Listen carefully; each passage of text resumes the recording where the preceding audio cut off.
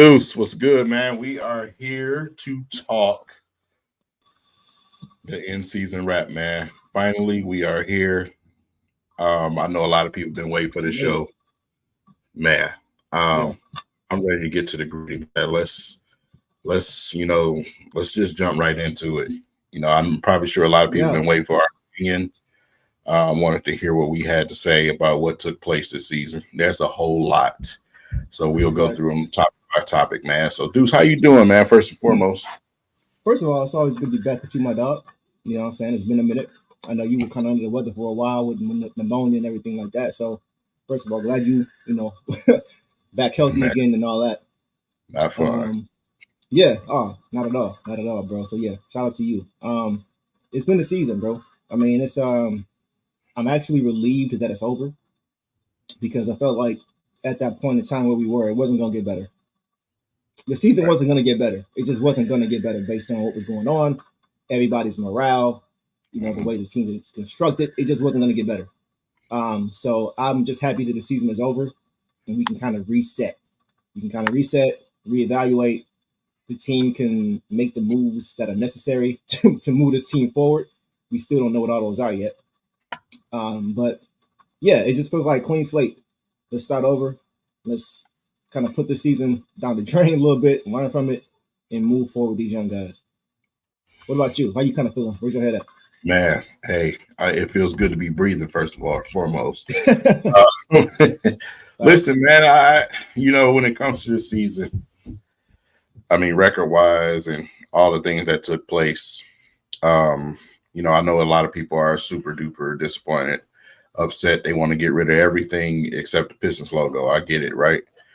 But for me personally, I'm not at that point. I'm not at that point simply because of my expectations from the beginning of the season. I didn't expect to lose this much, but I didn't expect to win either that much. You know what I'm saying? I wanted the guys to play together out there and get time on the court together, even though towards the end of the season that didn't happen as much because of the injury situation. But we know that took place simply because of the situation we were in. It was time to push that button and pull the tank up outside of the arena. So we are in competition for a higher draft pick, so we got to understand that.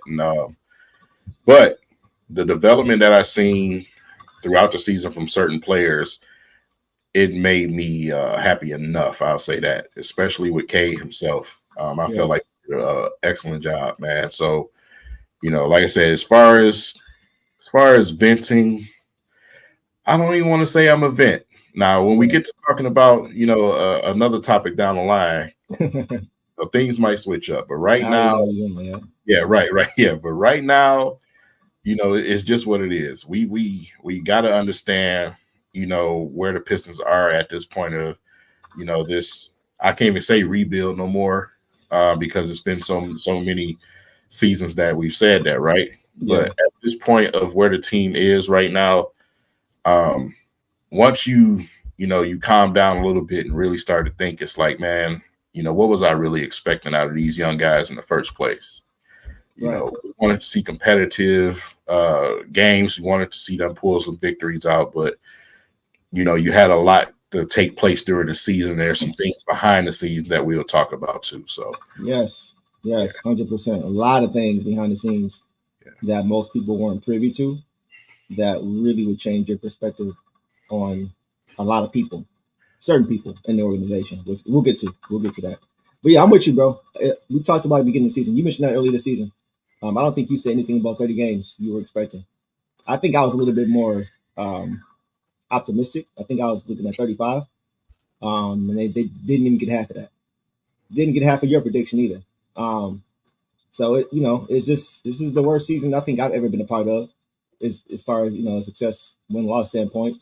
But I mean, it is what it is now. I just hope whatever they do now, they get it right. Yeah, they get it right. There's no reason to rush anything right now. I'm a little bit concerned about what's happening now with the front office, but I just hope whatever they do, they get it right. They have time. The season ended early. Just get it right. So I'm gonna just leave it there. I'll say that, man, because like I said, it's to the point where I don't know if it's the worst I've ever seen. Record wise, of course, maybe. Yeah, I'm not a guy that's really into regular season records. I'm an avid, you know, I'm one of the people that's, hey, you seen the Toronto Raptors year after year after year have the best NBA record and do nothing. Right. You know what I'm saying? I'm not really the wins and losses. If you're gonna have a losing season, it's a losing season. How many Right. games you lost? It's not a factor to me simply because of what you're doing right now. Right now is development of the young players that you have. Okay. Mm-hmm. So for me personally, it's, I've seen teams where, the Pistons together some teams and they actually were trying to win and they sucked. Those are Right. worse seasons for me than this season. You know what I'm saying? Yeah. Brand new head coach, that wasn't really motivated in the beginning, which wasn't really helping anyone out. Mm. So, Yeah. like I said, it's certain circumstances that happen this season. But for me personally, it's like, I mean, with the roster that we have right now, I'm not gonna sit here and say I'm upset about the wins and losses. I'm upset to the fact that they didn't get to play as many games as I would like for them to Mm. play together. And especially in that second half of the season stretch, because that's where most of the injuries happened that kept guys out for the rest of the season, things like that. We had trade turnover and everything else. So Yeah. um, that's what I'm a little bit more disappointed about. I'd rather have those guys out there on the court. Yeah, I feel you. I agree with you too, to an extent, as far as with the win loss. I think the win loss bothered me so much this year, obviously for obvious reasons because of the record. But I felt like the players. This is a young team, man.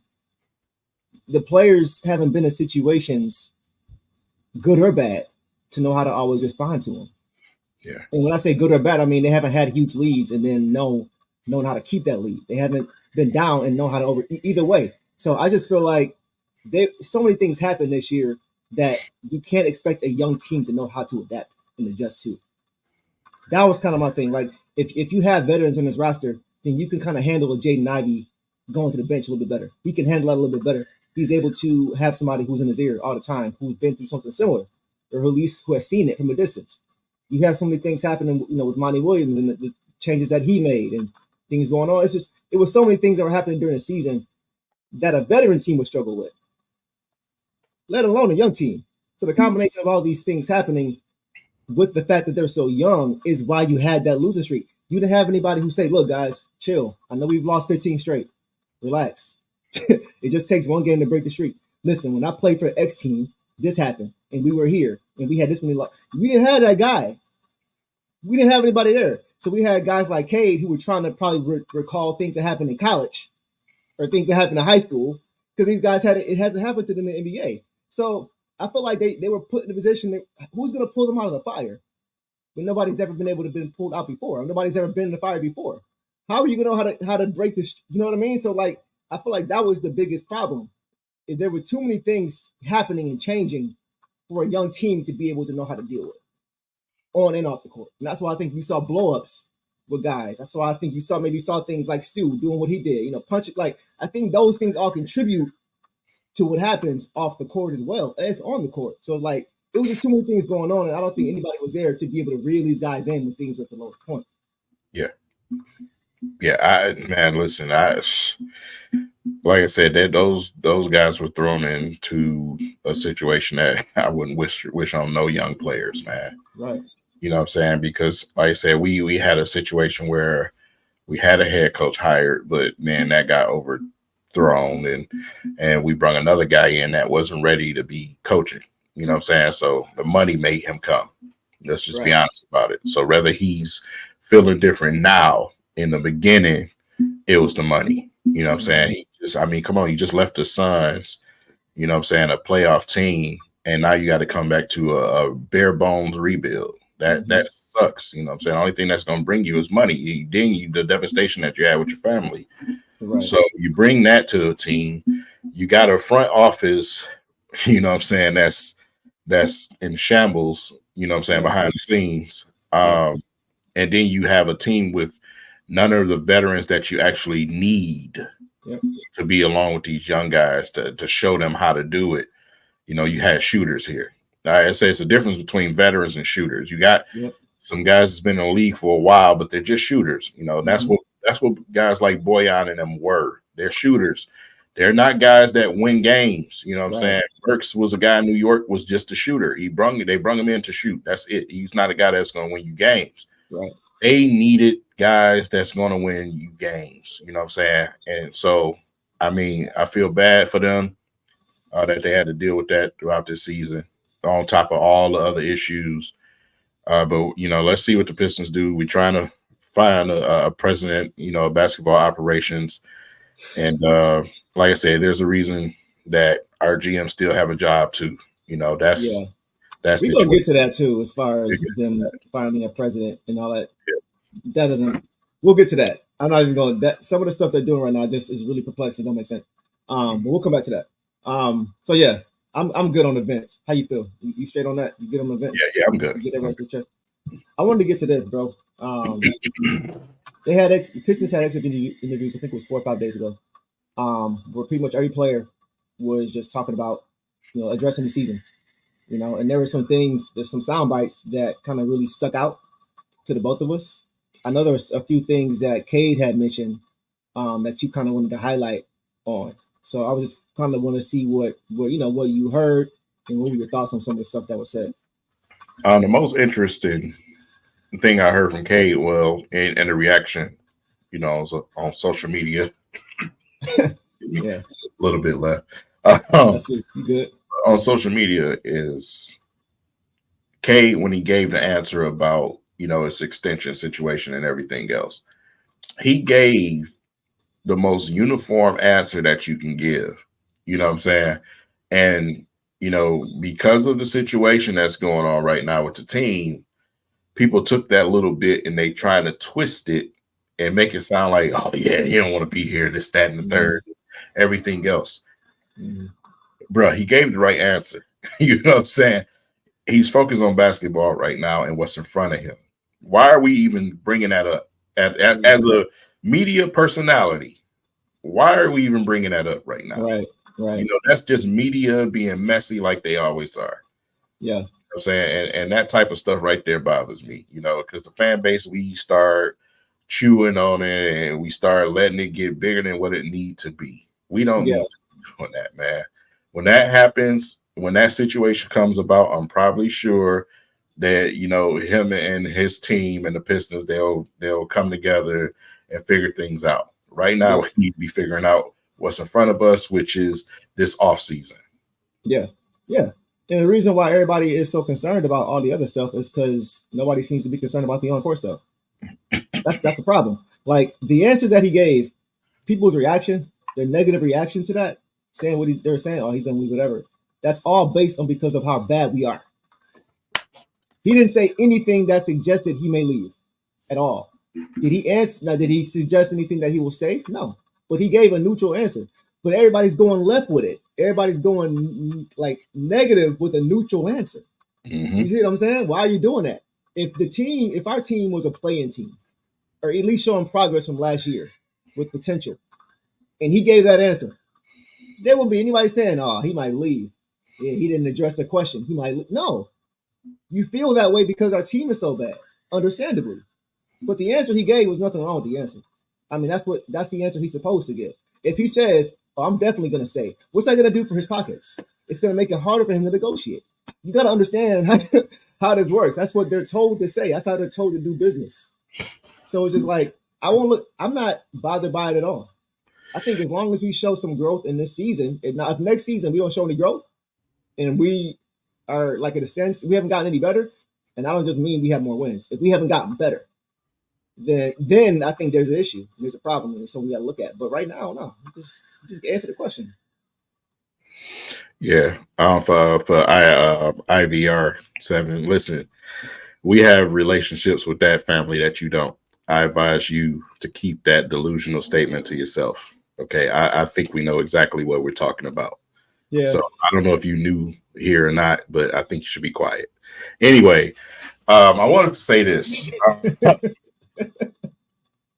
Listen, man, when it comes to, you know, the situation about, you know, trades, I seen this comment. You know what I'm saying? I've seen it a couple of times, even though it's spelled wrong. I've seen it a couple of times on social media. Yeah. Where you see trade this player, trade that player. You guys asked for trades. Troy did a lot of trades, especially during around the trade deadline, right? You remember all of the Troy was cooking, right? Troy cooking Right. it, still took L's because you're not addressing the actual issues that the team had. You know what I'm saying? I kept telling y'all, you know, it's guard. We've been doing this guard thing for years, right? Yeah. We've done nothing else to really help in the paint like we should. You know what I'm saying? So you've seen teams doing certain things that kept leading to L's, man. So it's like at some point, the trade everybody thing, I think we need to look past that. I think we need to really look at coaching. I think we really need to look at culture, and some of the other things that's going on with this team. Because right now, there's no sacred lamb you're trading for in this trade market that's coming up. You have to trade for some solid veterans that you're going to overpay. Let's just be honest about it. That's what's going to happen. You overpay. That's going to benefit your team. But until we get some real veterans at that wing and that power forward position, I think we're going to keep running into the same issue. You know what I'm saying? We need some guys that's going to actually help down there in that paint and some longer wings besides a rookie and a SAR out there who can actually defend somebody and be a problem out there. So, like I said, it's a couple of guys that you can bring in here, but we're going to overpay. Free agency, if we bring him back, we're going to overpay. That's just what it is. Let's get to that. And let's keep that same energy going. I kind of want to let you continue on with what you were saying with free agency. So I'm gonna just go ahead, talk about free agency. What you thinking?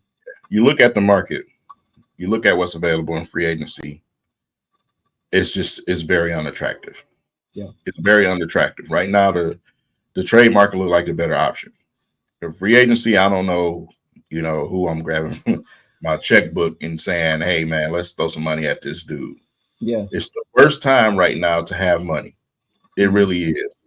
And we've been holding on it for a couple of years because the market just haven't been great. So right now it's veterans that can contribute to the young core that I have right now. Those are the guys that you need to bring. And, we're talking about guys that can help them start transforming to learning how to win, learning how to win games, and learning how to close games. It's just something that we have not seen. Yeah.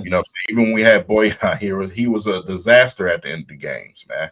We need veterans that's going to show us how to close out games, bro. So that's where I'm at with free agency, man. It's just like, right now I look more forward to the trade market than free agency. Okay. I'm not mad at that at all, bro. I actually looked up the 2024 and 2025 free agent tracker.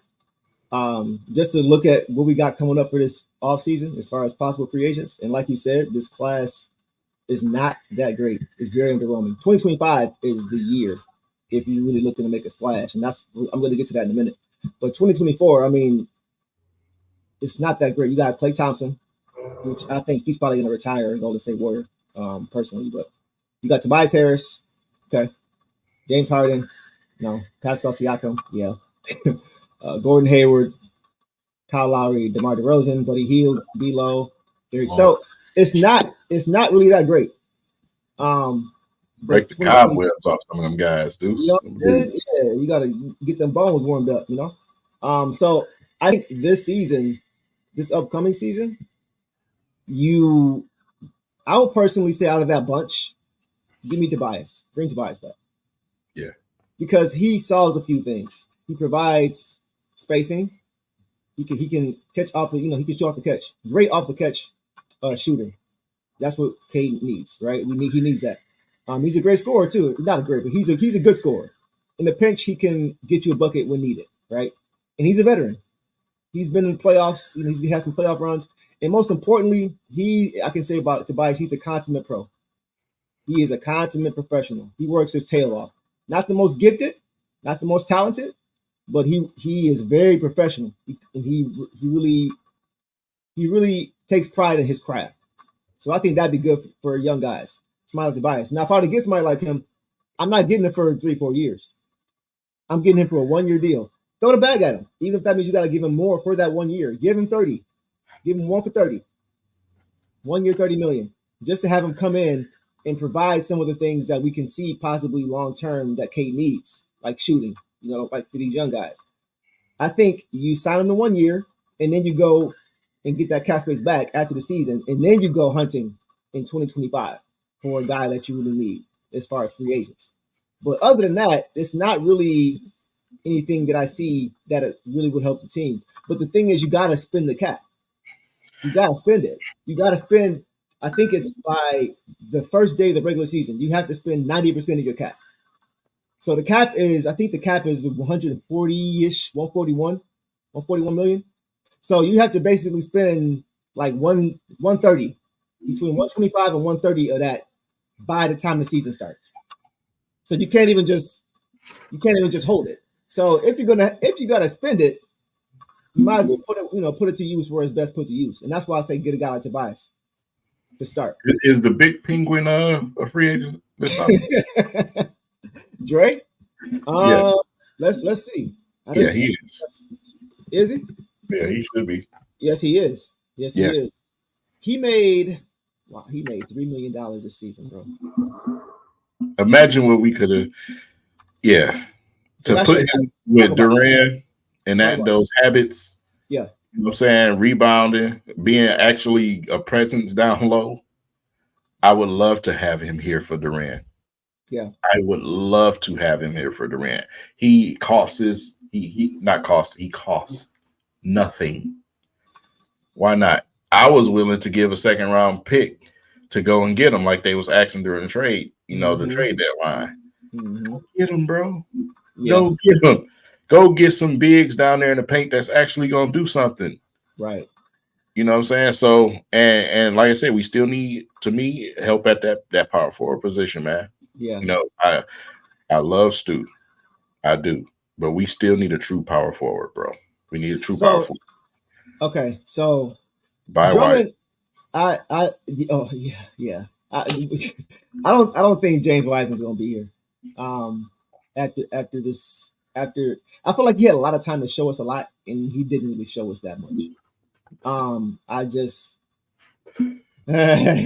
Right. No, I feel you, Jay. I don't think he's gonna make it past the trade deadline this season. He may not make it to training camp. But I like Dre. To get back to what you said about Dre, I like the biggest reason I like him for this team. He obviously knows he's not a franchise guy. He talked about that, going from 100 million to investment. We talked about that. So his mindset is different. First of all, his mindset is different. He's had to work a lot harder for his bread the last few years, right? That does something for a young guy mentally. But I think the most important thing is we've never had a guy like Drummond for Jalen Duren to bang against No Diddy every practice. Mm-hmm. We haven't had that. He hasn't had that. He has, you know what I'm saying? He hasn't had a guy to really say, okay, after every practice, I need to go sit in the tub for a while, because who's gonna be physical with you like that? Stu can, but Stu is not the same size, and Stu can't go up at him offensively either. He can't rebound like P.D. Matt. You caught that, no Diddy. But yeah, I think that would be the biggest thing for Jalen Duren. He won't walk into the gym as a 20-year-old. I'm the best big man in here. I don't want that. He may be, but I want somebody who's going to challenge that. And I think that's what Drummond will do for him. Yeah, he needs that, man. He needs that. Like I said, a lot of the things that even when we had the big penguin and moose, you know what I'm saying? A lot of things that they was doing in practice that they learned, not only from guys like Rasheed Wallace, man, but some of the guys we had on staff then. I liked it. I've seen improvement in those guys until Stan Van Gundy started killing the morale everywhere. So, I said, I think he has some things he can pass along. You know what I'm saying? And for that price, I mean, why not? Why not? Absolutely. You know what I'm saying? Now, he probably won't be available for that amount. No. Because he had a great season. Probably looking at 10 to 15, I'm thinking, for him. Especially when contributing right now as Right, far as schools. right. His value has the price has gone up. So, Mhm. but I would still give it to him. I would still give it to him. So yeah, I'm with you on that Drummond front. That was a good one. Anybody else in free agency? As far as it's not really anybody else I'm looking at, bro. That's pretty much my guy. I mean, other than Tobias Harris, I don't even Klay Thompson fits, but I don't want him on my basketball team. I just don't like Klay Thompson like that. Just don't Um, bring nobody broken over here. yeah, You know how you do. Don't bring nobody broken over here that's gonna be out yeah, with injuries and all that. Leave them. yeah, yeah, exactly. We need guys who are gonna be available. We already Um, got enough injury issues. yeah, yeah. So let's move to the other area. Trade targets. Is there anybody who stands out to you that you want? So now, like the door is kind of open a little bit as far as who you can look at, because trade's a little bit different. You can kind of make things happen with trade as opposed to free agency. So, who stands out to you there, To if be anybody? honest, I can't really say who stands out. We're in a unique situation where we're gonna have a high draft pick. You're gonna have an opportunity to if there's a certain someone as Troy Weaver that you want, uh, you can make a deal look real sexy for a team. You know what I'm saying? Yeah. We have some young guys. I truly believe that we're gonna be heartbroken in that situation because we have some Mm, young guys in our core, and if we don't start winning, some games coming out the gate next season, man, it's gonna be some bye byes yeah. out of that. Somebody got to go. Yeah. Somebody's gonna have to go. Who it's gonna be, I'm not sure. Right. But you're in a situation where you can put a package together, man, and bring somebody in here. Hmm. Uh, so, like I said, there's no number one guy for me, but there's also a lot of guys available. Right. Yeah, yeah. So that's exactly what I mean, Corday, because bro, somebody's It's going tough. to be a target. It's tough. So yeah, it's Yeah. tough. It's tough, man. I will say that I think the biggest need, as you mentioned, is power forward. Um, I do feel that small forward is a need as well, just because I feel like we need shooting. I mean, if you believe Simone Fontecchio is a small forward in the future, okay. I don't know if he's our starting small forward when we're contending. I don't know. He may be. I feel like he's a great backup piece, personally. Is Fontecchio starting on any other playoff team? Right. I don't think so. I don't know. I don't know. And that's the way I look at it. Is we need some. If we're gonna bring some guys in here, we need to bring perennial starters. Yeah. You know Yeah. what I'm saying? And It's with that's why I him. mentioned before. Like I'm looking for him to be my Corliss Williamson, that Yeah, guy that really good bench player, really really good bench player. But I feel like small forward, but most importantly power forward is our biggest need. Um, and for me, I don't know how realistic this is, but one guy, and this is actually part of the reason why I'm thinking I want to give Stu one more shot. That's not popular, but this is the reason why I want to give him one more shot is because of a guy that plays for the Minnesota Timberwolves that was starting before Cat came back. Naz Reid. yeah, Naz Reid, man. That to me is my prototypical power forward that I want. He's 6'9, 6'10, great defensive player, catch and shoot. He's got one of the quickest releases I've seen for a big man. Um, they were better defensively when Cat was out. Now I've watched them since he's been back. They're playing better offensively, but the defense is lacking. I like out Nas Reed is my guy. If we could get Nas Reed, or if we could get Stu to become Nas Reed, something yeah. similar to Nas Reed. And this is why I say that. I looked up Nas Reed's numbers, right? This is his fifth season. He's shooting 41% from three this season. Hmm. Prior to this season, those other 4 years, he hadn't shot 35%. Yep. So something happened this season with his jumper.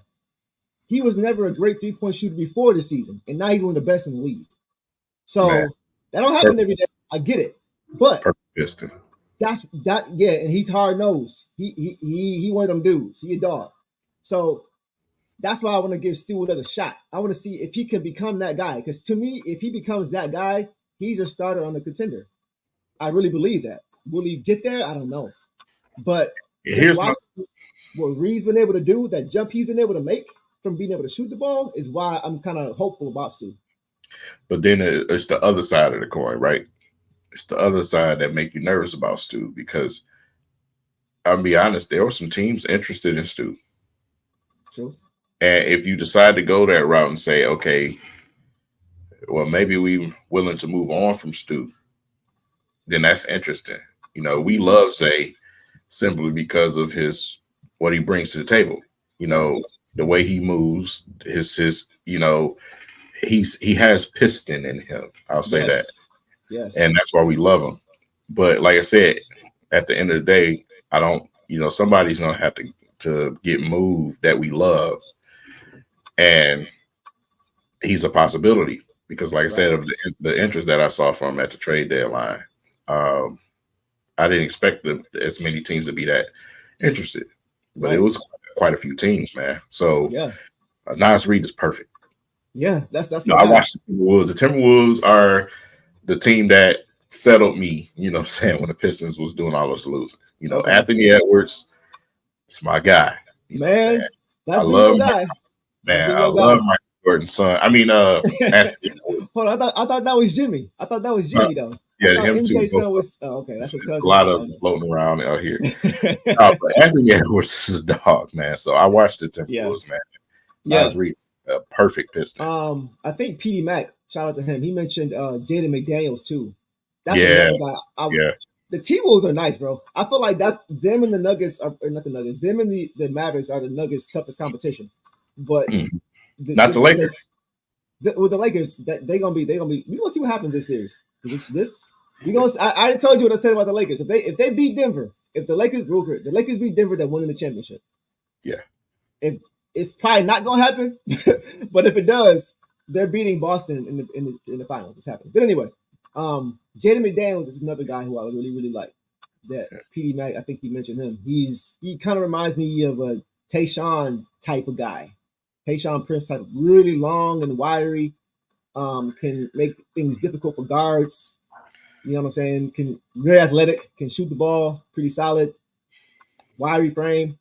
But yeah, that's my guy, Nas Reed. If we can turn Stu into him or we get him somehow, that'll go a long way. Hey, I appreciate you, Lions Rumble, man. Get ready for those Lion streams, though. We finna have a lot of them this week, so we're finna have some fun on Lions Rumble. No, but seriously, man, listen, those guys, perfect fits. But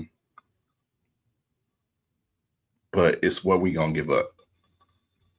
You know what I'm saying? It's what we're going to give up. Yeah. That's the question. You know what I'm saying? What is Troy, what extent is he willing to go to get some guys in here? Mm-hmm. You know, that when you look at the 04 Pistons before Rasheed Wallace, you know, they was missing that guy. Yeah. I feel like the Pistons, before they can flip the coin and start winning some games, they need to bring that guy. You know what I'm saying? That piece that's going to, just finish the little. So you feel like Stu is Mehmet Okur? Yeah. Okay. What I mean by that for everybody, that's not a slight at all. Yeah. I'm just trying to see where you at with it. What I mean by that, y'all, is Mehmet Okur was started alongside Ben Wallace in 2003, 2004, before Rasheed Wallace came here. He was good, very good, could stretch the floor, very good player, but he wasn't a starter on a contender. Right. And that's what King is. I think you're trying to say now is that now we got to get starters, bro. We need guys that's gonna come in. Steve, she was the guy that came in here and pushed the thing forward. Yeah. And he took on a personality that you didn't really see from Sheed in Portland because he became more defensive too. You know what I'm saying? I want things to be contagious. I want to bring pieces in here that's contagious to everybody. Yeah. You know, to give everybody that mindset and say, hey, listen, man, this is how we win games. This is what we need to be. This is our person. That we still don't have an identity. That's absurd. You know what I'm saying? It We don't have is. an identity. So the first thing, for instance, I always reference this because they're a young team and they've actually hit the next gear. Yeah. The Lions. The first thing that they did when they walked in the door was establish the identity. Mm-hmm. That's grit, you know what I'm saying? Toughness. We don't have an identity. We don't have a culture right now. We're Yeah. still figure all of that out. You know what it is, bro? I feel like, not to get too far on the Lions, and you could probably comment on this too, though. I feel like the guys that we had here when Dan Campbell had here, I feel like a lot of those guys that we had already fit who he was. I don't feel like Monty Williams really fit who we already had, and I feel like that's the biggest problem. I don't think. I I feel mean, like the buy-in was a lot harder because of that for the Pistons, as opposed to how it was for the Lions. I forgot his name, the fullback for the Lions. He was, when Campbell was talking, he was into it. You know, I forgot his name, the fullback for the Lions, but I don't feel like guys really ingratiated themselves and bought all the way in to what Monty was doing, because it didn't feel like the culture that he brought or the ideology that he brought kind of really fit the team that was here. Am I overshooting that? It just, that's kind of how it felt to me, like it wasn't a natural fit. it's because listen, I'm always standing on it. Everybody was clowning when they was talking about Kevin Ollie, right? Me Yeah, personally, at the stage of the rebuild that we were, I would have preferred that. Not why? Because what he implements and his culture and his identity that he brings, which is defense, tough, playing the right way, right? right, Sounds familiar to a franchise, right? But at right. the same time, he's hungry. Monty Williams is none of that. Yeah, He's not okay. the I see at where you're going. Monty Williams. When you go and get Monty Williams, it's not at this stage anymore. He's ascended to right. He's ascended to a point to where you go get him to win. You know what I'm saying? Yeah, That's where you go get him now. You don't get him for this situation. I think that was mistake number one. yep, And that's what Troy Weaver understood. And that's yeah, why he was looking at that press conference like, bro, I yeah. don't He want didn't want to be there. Yeah, he didn't want to yeah, be there. It had nothing to yeah. do with him. This man had actually hired a man, and then you overstepped him and you brung in a guy that really didn't want to be here. You had to Right. beg this man to come here and give That's him the key. That's the key, bro. Not only did he not fit the culture, but he also really didn't want to be here. And that's not his fault for not wanting to be here, but it's your fault for hiring the guy who doesn't want to be here. Mhm. That's the problem. Yeah. And like I said, I mean, we all jump into the hype as Monty Williams, right? Oh my God, we got Monty Williams, this, that, and the third. Not understanding that in this situation, you need a young, hungry coach that's Yeah. going to put some dog into that team and some identity and culture. And now we suffering from it, man. Bad boys to good gents. Oh man, y'all That's something else, hilarious. That's man. hilarious. That's funny. But yeah, Shout out, that's what shout it out is. real quick to Lions Rumble. That's what I was thinking about. Kabenda, Jason Kabenda. You remember Just what I'm talking about? yep, In the doc when yep. yeah, when Campbell was pouring his heart out, just being honest, getting the Mm-hmm. guys just showing his heart in Jason his sleeve. was there, Kabenda was like, he was ready man. to go through a wall. He was ready to run through a wall for him. I don't shout out to you, Lions Rumble. I didn't sense that with this. It felt like he tried to do that. For example, benching Ivy, starting, Killian for that. It felt like he was trying to do that, but it felt like the ways in which he was trying to do it didn't make sense. At And so all. it just felt like he was just doing stuff. And even when the introduction uh press conference, I feel Yeah. like all that was orchestrated. You know what I'm saying? All the players showing up or whatever. I feel like they was given an assignment to show up. Most of them. You know what I'm Mm. saying? Because, like I said, yeah, it looked all good or whatever. But bro, from the moment he spoke in that mic, I was like, Yeah. man, this man don't want to be here. This man don't want to be here. He's here. And then he turns around and tells you to your face that the money changed his mind, bro. Yeah, bro. bro. What more do you need? We talk And about that all the time. we It's looking kind of at the young players, right? We yeah, blaming them. We blaming Troy Weaver, who didn't want this man, right, right. and who's not even responsible, which we finna get into soon. He's not even Mm-hmm. responsible for half the stuff y'all think. Facts. Tell him, bro. Yeah, Not even responsible for a lot of stuff y'all think he is. That's been done, yeah. bruh. The If answer right anybody by you. has ever seen Dave Chappelle show, there's a segment called "When Keeping It Real Goes Wrong." Sometimes being honest vocally isn't always the right way to go, and that's kind of what happened. I appreciate the sentiment of him trying to be honest, making that first good impression with everybody. He even said himself sometimes he puts his foot in his mouth in a different interview. But this isn't the time to do that. Not when you have not when you have a young team. The first thing you're saying is you're here for the money. That's not a good look, bro. That automatically is going to make people question every decision you make and wonder if the money is the reason as to why. They're going to wonder if you're all in, because it's going to take you so long to undo the damage from that statement. It's going to take you a while just to get back, to get away from that, to get away from. So so it's like that was the worst thing I think he could have said. But that, like you said, it told you everything you need to know.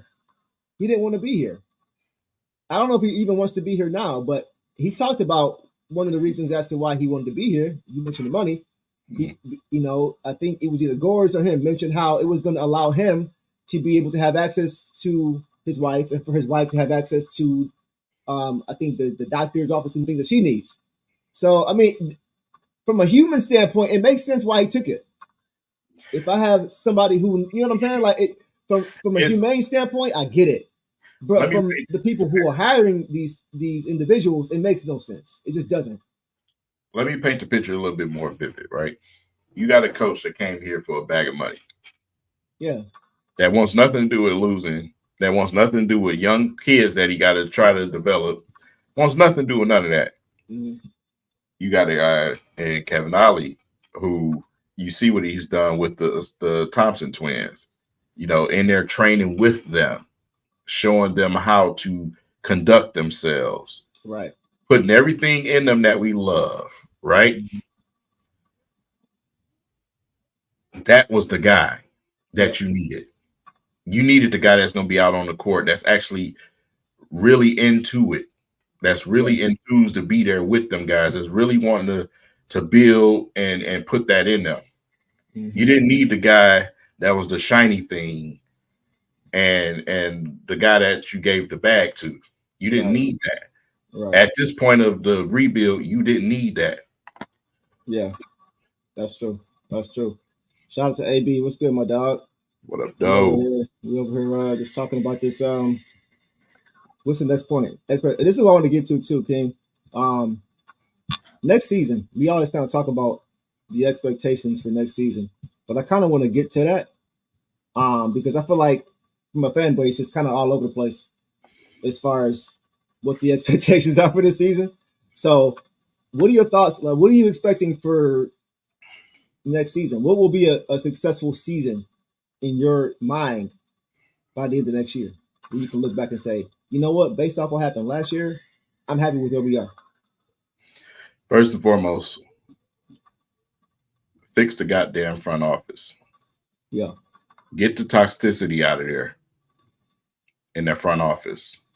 You can't be butting heads, you know what I'm saying, doing shit like that. Mm-hmm. That trickles out to the floor. On the other hand, make competent moves and bring actual veterans in here that's going to help these young guys go to the next level and start pulling out games and winning games. Mm-hmm. Get Cade, Ivy, Duran, Asar. Get them some guys in here that can contribute to their game, that they can learn some things from, and push them to the next level as well. Yeah. That's what I want to see. Don't go get some guy that's a shooter from another team. Give me a vet that know how to win. Right. That can look in the locker room and say, look, bro, I've been there already. I've won something. Yeah. We've had a bunch of losers in here as vets since Corey Joseph. Yeah. Yeah. Go and get somebody who got a voice in that locker room. Not That's no nice. Somebody gonna say, "Hey, everybody in here, shut the fuck up. This is how it's done." Yeah. No, yeah, facts. That's why it's funny because everybody laughed when Houston went and got who they got this offseason. Man. That itty bitty point guard who they went and got. You might know his name. Man. And they also went and got Dylan Brooks. A lot of guys don't like him, but he does bring something of a toughness. You know what I'm saying? So it's like people laughed at that when they brought those two guys in. But look at them now. You know what I'm saying? Like they have an identity. They have guys that 5 minutes left in the game, efficiency is there. They're not turning the ball over. They understand the importance of possessions down the stretch. You know what I'm saying? They have guys that are supposed to be on both ends of the court. We didn't have that. So that's what we need to get this offseason. That's why I mentioned a guy like Tobias Harris. I know he hasn't won the championship, but he's professional. And he spaces the floor. That's what Cade needs, a spacer. Catch and shoot spacer. So I think he brings that. As far as anything else, bro, like I honestly don't know what to expect. I don't know what to expect. Because it's like, here's what I mean though. I don't understand. Let's talk about it now. We're gonna talk about it later. Let's talk about this now, bro. Oh shit. Let's get to it. What is going on? Because who's making these decisions? Who decided that we need to bring in somebody to be a president? To oversee somebody who hasn't been through this process at all. We're going to bring somebody in to oversee everybody else who has been through this whole process. Now, I know it hasn't been perfect by any stretch of the imagination, but what do you expect this person to come in and do? Clean everything up? Listen, how? We got some brothers in their front office, and we got somebody in front office whose name starts with Pekansky. His name rhymes with Pekansky. I'll just say that. Man. On a serious note, there's been some feathers ruffled in that front office. I'm trying so hard to, you know what I'm saying? There's been some feathers, bro. There's been some things going on, right? Again, Troy Weaver takes a lot of blame for some things that he's not doing. Right there. Right here. You know what I'm saying? Hold on. Right here. Right there. That's it. That's it. That's it.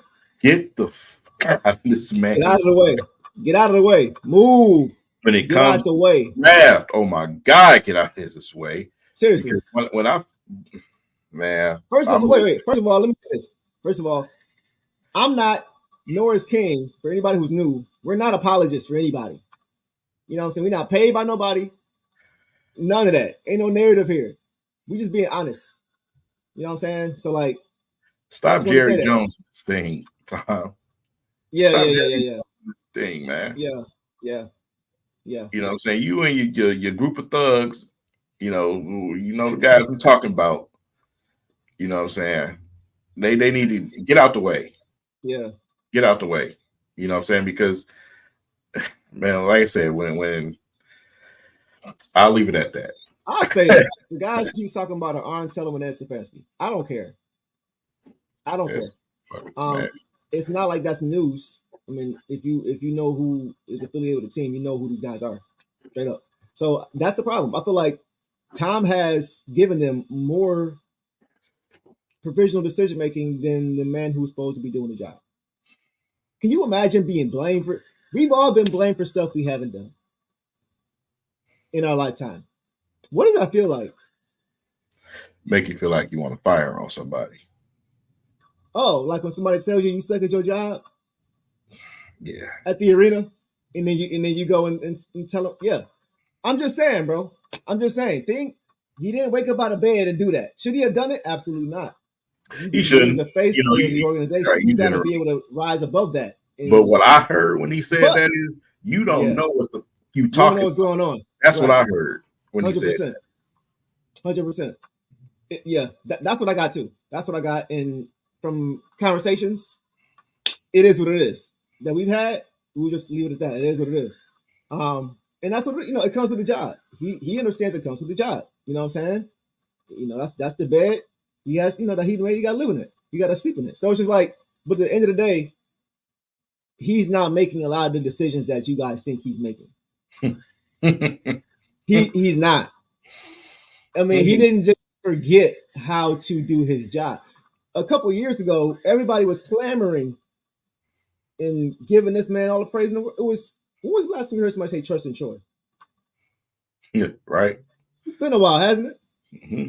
It's been a minute. It's a reason for that. It's a reason for that. So and that's why I'm so nervous about this president of operation. They should have just said, do your job. Get everybody else out of the way. Here you go, full reign. Arn, Ed, we're gonna give him a chance to actually do the job that we hired him to do. That's what needs to happen. Hiring somebody who has not been a part of the process to oversee everybody else who has been part of the process, to me, makes absolutely no sense. When I found out, when I found out there was people outside of Troy Weaver influencing the decisions in drafts, that pissed me all the way off. Yeah. You know what I'm saying? Yeah. That's the slight of some of the things, that I've heard. So it's like, y'all got to get the fuck on, bro. Yeah. Let him do his job. And if he go down, he go down. I told y'all earlier, it's a reason why this man still got his job. Yeah. It's a reason why you seen Tom Gores out there explaining y'all instead of Troy Weaver. Mm-hmm. It's a reason why. Right. Any other Tom Gores? Yeah. Hey, I ain't doing that. I didn't make that decision. That's you go tell him. You go explain to them why this is what you decided to do. It's a reason why that man was sitting there the whole press conference with Monty Williams, like. Right. Right. And there, it's funny. It's funny, bro, because everybody kept saying, everybody was like, why does he sound like he just woke up? Like he always has a somber type of sound, but he just seemed very. Somebody remember? Yeah. Yeah.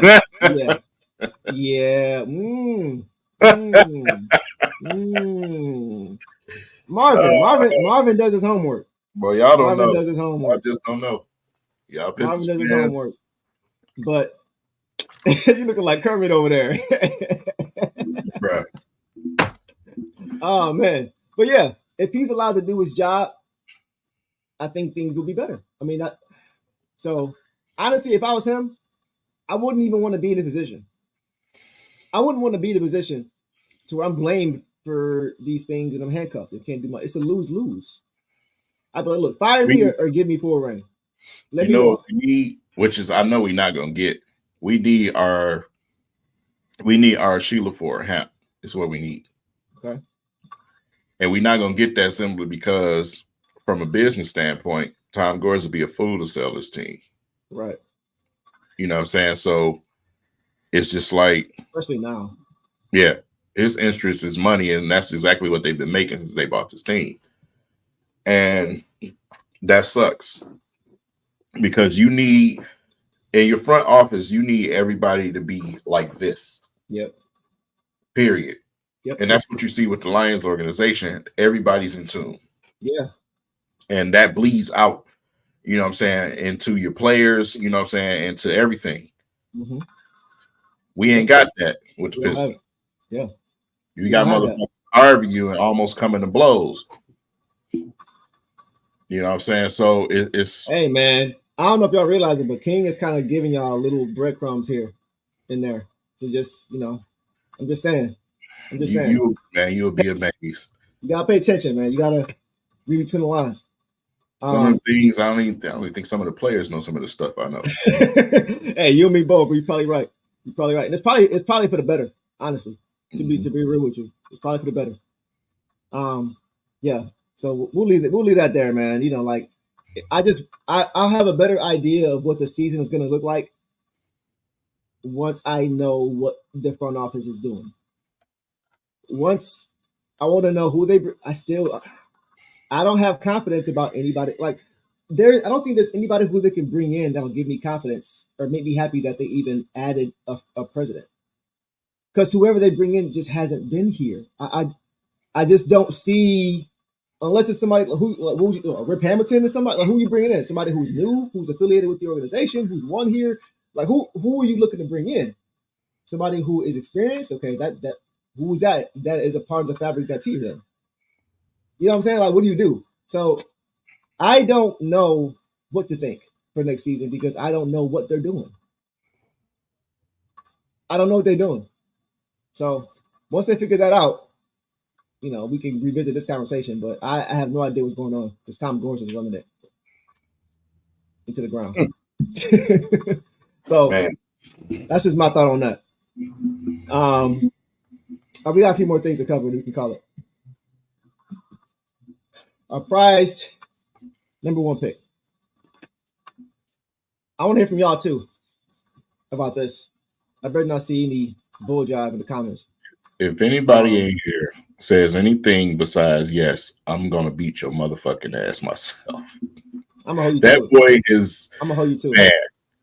Pray for that man. Okay. So right. So let's talk about it. Should the Pistons give Cade a max extension? King, yes or no, and why? Thoughts? I'm on you, MB Well. Troll. No, I'm just messing with y'all. Man, of course. You'd be a damn fool not to. You know what I'm saying? So, like I was saying earlier, when that situation arises, we'll see what happens. You know what I'm saying? But of course, man, like what the hell? What the hell? You know what I'm saying? If you can't see the talent in Cade by now, something is really wrong with you. Yep. You have to look at the circumstances around him right now. He still needs that roster to be better around him to see his full potential. Because right now, he's still shining in the situation. Yeah. But nah. If he had the right pieces with him, come on, dog. Yeah, and that's kind of what I'm gonna push back heavy on Marvin here. Prove what? Like what can you prove? Like the front office, I'm gonna give you a prove a deal to show to me that you can win without a team without me giving you a team to win with. The reason that he would need a prove it deal is because he can't do it by himself. And his team is trash. Not trash. His team is not built for success. So if the team was built for success, you wouldn't be saying he needs to prove a deal because he'd be playing well while we're winning. You know what I'm saying? So it's ain't no prove a deal. No, I shouldn't need to give you a prove a deal because it should be obvious that I'm worth it because our team should be winning because you should be giving me players to help me win. I'm doing my part. Yeah, no prove a deal. I know you just probably just messing around, but I wanted to put that out there. Ain't a prove a deal. No. It's your fault that we in the situation for me to have to prove anything. Give me a team, and then let's talk prove it if I'm not showing up. How about that? You know what I'm saying? It don't make no sense, bro. It don't make no sense. This next season is everything. Yeah. It's everything because just from that the conversation we're having right now, some progress need to be made because nothing in my mind would make me say I'm just going to stay here in Detroit just to be in Detroit. You know what I'm saying? And we can't even get our foot in the goddamn water. Right. You know what I'm saying? So this next season is very important. We need to start seeing some real progress and start winning some games, man. Mm-hmm. If we plan on keeping the guy of our franchise around. Absolutely. Like, think about it. You can only take some. And be well. Anthony Edwards is playing great in one of the top teams in the West, right? Cade, if you put Cade on that team, they're still a top team of the West. You put Anthony Edwards on this team, we're still a bottom team in the East. You know what I'm saying? That's why I'm saying you better not play around with no prove a deal with him. Because he knows, just like hoop heads know, he is the furthest thing from the problem. And he's probably like, if you can't see through this, if you can't see that I'm worth this, if you can't see through the fact that the team isn't good enough, I don't trust you to be my GM. You see what I'm saying? If you can't see that I'm good enough because of the team that you didn't put around me, I don't trust you to make other decisions that are going to lead to us being successful to win a championship. That's why you don't play with that. Also, one more thing. We always talk about guys who we have to assign to huge contracts because why? It's not a destination here. Because guys don't want to come here. Unless a player lives here, was born and raised here, the best way to get him to stay here is to draft him. That's the best way. That's the only way. So that's another reason why you have to show him, like, yeah, I'm riding with you, bro. I'm riding with you. We always say this. Houston had the second pick. He could have been back home in Texas had he been drafted second. And it'd have been a totally different situation. We can't just think he's just want to stay here. So we got, absolutely no question about it. I'm signing him and not thinking twice about it. And then I'm doing my part as a front office and not making him regret that extension. You got a draft pick at your disposal. You got a draft? Oh yeah. What you thinking? Conspiracies, King's conspiracies. It's been a while for this. Okay, we got one. What do you think it would take to get a guy like Devin Booker? What would it take, or what do I want to give up? What would it take? What would it take to pick? Obviously, because I think at this point, Phoenix may be in a position where they may have to blow it up if they are first round exit. Okay, you going too far ahead. Just answer the question. Okay. What would it take to? Okay, probably draft pick, probably Ivy or Sar. You got a team, right? And the San and I was about to say San Antonio. Maybe a Fournier to make it match or something. Right. The Phoenix bums, right? You got them. You got Devin Booker over there wasting time. Yeah. Wasting fucking time because they're not about to beat nobody. You know what I'm saying? So when it comes to the playoffs, they're not about to do nothing serious. No. So you got them. And, once this situation, we see this situation unravel with them, yeah, they're going to blow that team up. Yeah. If you want a good start, picking a young player ain't a bad option. So, yes, to me, Book is very real. He's a very real option. I think it is, too. And then you have a coach who he loves. Yeah. A city. Bro, everywhere he goes, he has to destroy everything. Mm-hmm. Nothing in my mind tells me that this man don't want to come home. Yeah. You think he don't want to come home and be able to play a game and go watch the Lions on Sundays? Right. Bro, and be in his environment? He'd be beloved here, too. He would be beloved here. What? He'd be beloved here. You think he don't want to put on that Black Lions jersey that just came out? Right. Right. Yeah. Seriously though, I think that's all facts. That's all facts. Yeah, it's a real possibility. So what are you giving up? I'm giving up a young player. I don't want to give up my dog, man, but I don't want to give up Ivy. I'm not giving up Ivy. I'll probably move. He breathes and bleeds my city, dog. That's the thing. He wants to be here. You know what I'm saying? And that's not often a player wants to actually It's not. Let's get him. Hey, let the man speak. He has spoken. Yeah, I'm with that. Because now you're bringing two guys in that Monty has had. You know what I'm saying? Like, what do we keep saying? What does Cade need? You got money. But what does Cade need, though? Yeah, exactly. Those are players he needs. Spaces. Not no fucking shooter. Right. You know what I'm saying? That can't close out games to save his life. Right.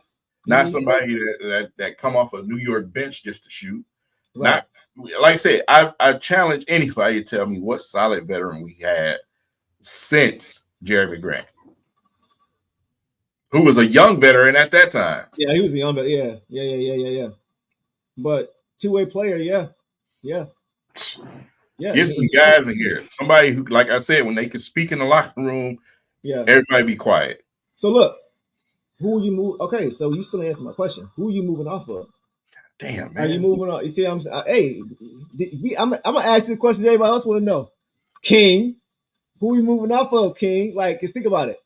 I personally, I'm not moving off of Jaden because of I just feel like it's just so much untapped, bro. I can't. I just can't do it yet. I can't. It's too much there. It's too much there. I would rather move off Stu also because his contract is more movable. Damn. It's more movable. He signed. I think he's getting about 12 million a year. See, That's more movable. I'm trying to differentiate between, you know, myself just loving these dudes as guys. It's not even that for me, bro. It ain't even that for me with that. That's just to me. It just makes more sense with Stu because Just of his contract. what I say about loving these dudes as guys, Stu mindset, who he is a Pistons. It does. It makes and it then hard. with Ivy, also with his heart, the dog in him, you know what I'm saying? And like I said, it's not often somebody actually wants to be here, dog. So it's hard, you know what I'm saying? It's hard. Right. But I know to be realistic, man, they're gonna come calling for most likely somebody like Ivy, bro. So what about Asar? What if they call asking for Asar? I give him up. Okay. And I say that with a straight face. No. Yeah. I give him up, bro. That would hurt, man. But he's also a Pistons style player. Here's the thing. If you're able to bring in Mikhail, I'm doing that in a heartbeat because that's what I want to start to be. You know what I'm saying? That's what I want him to be at. From a shooting standpoint. Defensively, he has all the measurables and all that. He's way ahead. But the shooting isn't there. Like Mikal Bridges is that dude, bro. Like that's what you can expect from him. It's time to go. It's time to move forward. Right. We got the development game. We behind schedule, bro. It's time to move forward. Behind. Yeah. That's why I said it with a straight face. I'll do it. Yeah. I just cringe at the fact of letting talent go that we haven't even really tapped into. I know it's because of where we are circumstantially that we may have to. I just hate the idea of doing that. I'm still having Chris Middleton flashbacks. Every time we talk about trading one of those guys, I just cringe at thinking about how good they're going to be somewhere else. I know it's part of the game. It just hurts because I already see it. It's like I said, certain players like Ivy and Durant I want here in Pistons jerseys. They have something in them that's, you know what I'm saying? Like, King, come here. Come here, King. They have this in them. They have dog in them. You know what I'm saying? They have pit bull in them. You know what I'm saying? So it's like, bruh, I move on from a guy like Asar. If that's acceptable. But you know the Phoenix Suns gonna ask for more. You know what I'm saying? They're gonna ask for somebody like Ivy, bro. I'm giving Asar, I would do like, and I hate even saying this, I would do Asar, Stu, Fournier in the first pick. I do that. For Devin Booker, bro, I'm not gonna sit here and argue with you. I do that. I've been wanting that man, you know, here in the Pistons jersey for years. So I wanted us to draft him like we should have. No, we talked about that. Yeah, that's when they drafted Stanley Johnson. God damn, he took Stanley. Yeah, between that and drafting Luke Kennard over Donovan Mitchell. Anyway, let me stop. I don't know why I do this to myself. Yeah, so like I think I would do that. Okay, so if a move like that is made, who is your starting five? What does your starting five look like?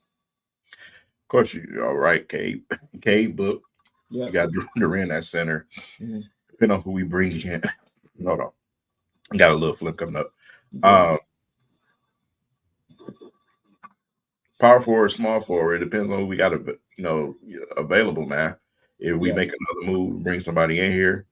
But you know, we talking about moving on from Stu. So at power forward, I would think you have to bring somebody else in here. Yeah. Small forward, same situation. Because like I said, Fantecchio is not a starter on a winning team. He's not a starter, and he's also not a power forward. Yeah, and I'm talking about small. smaller. I'm talking about small Oh, forward. small. Okay, Yeah, okay. yeah. So, like I said, you got some money, man. You can bring somebody in here to start Yeah, at those positions. I'm So, telling you, bro.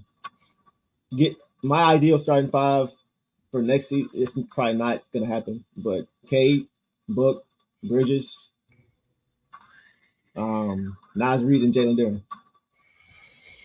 I'll kind of like deal whatever I got to deal with as long as I can keep Jaden Ivey as my sixth man off the bench.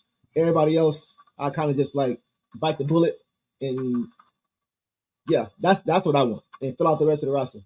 To me, that's a complete balanced team with defense, spacers, shooting, toughness, experience. You got it all. yeah, So like that's my ideal starting five. Off the bench, you got six man Jaden Ivey off the bench, letting him just do what he does best. right. You got Drummond. Attacking. You got Drummond with Fontecchio. You know what I'm saying? That'd be nice. Still. So that, we kind of talking pipe dream now, but that's kind of what I'm looking at. Like, if we can bring in a guy like D Book, I say you can't pass on it. You can't, especially with the state of affairs in Detroit. You know what I'm saying, for the Detroit Pistons right now.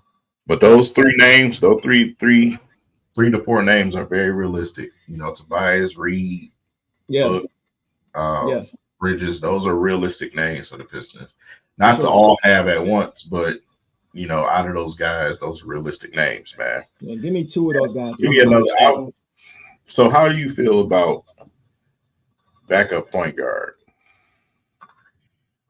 I don't think we have a true backup point guard. Sasser is not a point guard yet. He may eventually translate. It's going to take minimum couple years probably to where he is really, really good and solidified in that role and comfortable. I'll say maybe a year, maybe a year. But as of right now, he's not a point guard. He's not a general who's going to orchestrate and run your offense and get guys where they need to be. That's not his game. He's a scorer. So I think we need Malachi Flynn is not my backup point guard. He's possibly my third string point guard. I know he dropped 50. I don't care. He'll be gone. Yeah, probably so. So we don't have a backup point guard. So unless you consider Jaden Ivey to be that, but if we have him starting with Cade, he's not going to be that backup point guard. So to your point, we don't have a backup point guard as of right now. Anybody stand out to you who would look at as far as I ask that is if you do get Book, I wouldn't mind Ivy starting that point guard coming off the bench as the point guard. Simply because what he showed, you know what I'm saying, as far as getting his teammates involved. Yeah. He's took some steps as a guy with the ball in his hands. Yeah. I would rather move him to point guard, me personally. I know that. Yeah. If you're gonna have Sasser still, in that backup unit, put him at shooting guard. Trying to put the ball in his hand. Stop Rodney Stuckey in him and let him go out there and do what he do, bro. Stop thinking too much. Take the shots. I've seen him pass up so many goddamn shots. I damn it through my remote at the TV. You are a scorer, bro. Score. Yeah. I agree. No, I agree with you. And just give him full reign. Let him just go. Let him just go. Oh, just let him go. You see what Wemby said? Wemby was asked the other day, who was his most he said, who was the toughest player to guard that's not like an all NBA player? Who was a guy that is surprisingly tough to guard? And he said, Jaden Ivey. He said he's super quick. Even though when you give him space, he still get by you. And this is a guy who's got a 7 foot 8, 9, 10 wingspan. So I'm with you. Let him do his thing. AB, yeah, I wouldn't mind Schroeder at all. Cheap option, experienced player, pest defensively, can run an offense, great to pick and roll, mid range. He could do what Cade does off the bench. You know what I'm saying? He could do a lot of the same things that Cade does off the bench as far as running that pick and roll and being able to stretch the floor and shoot it.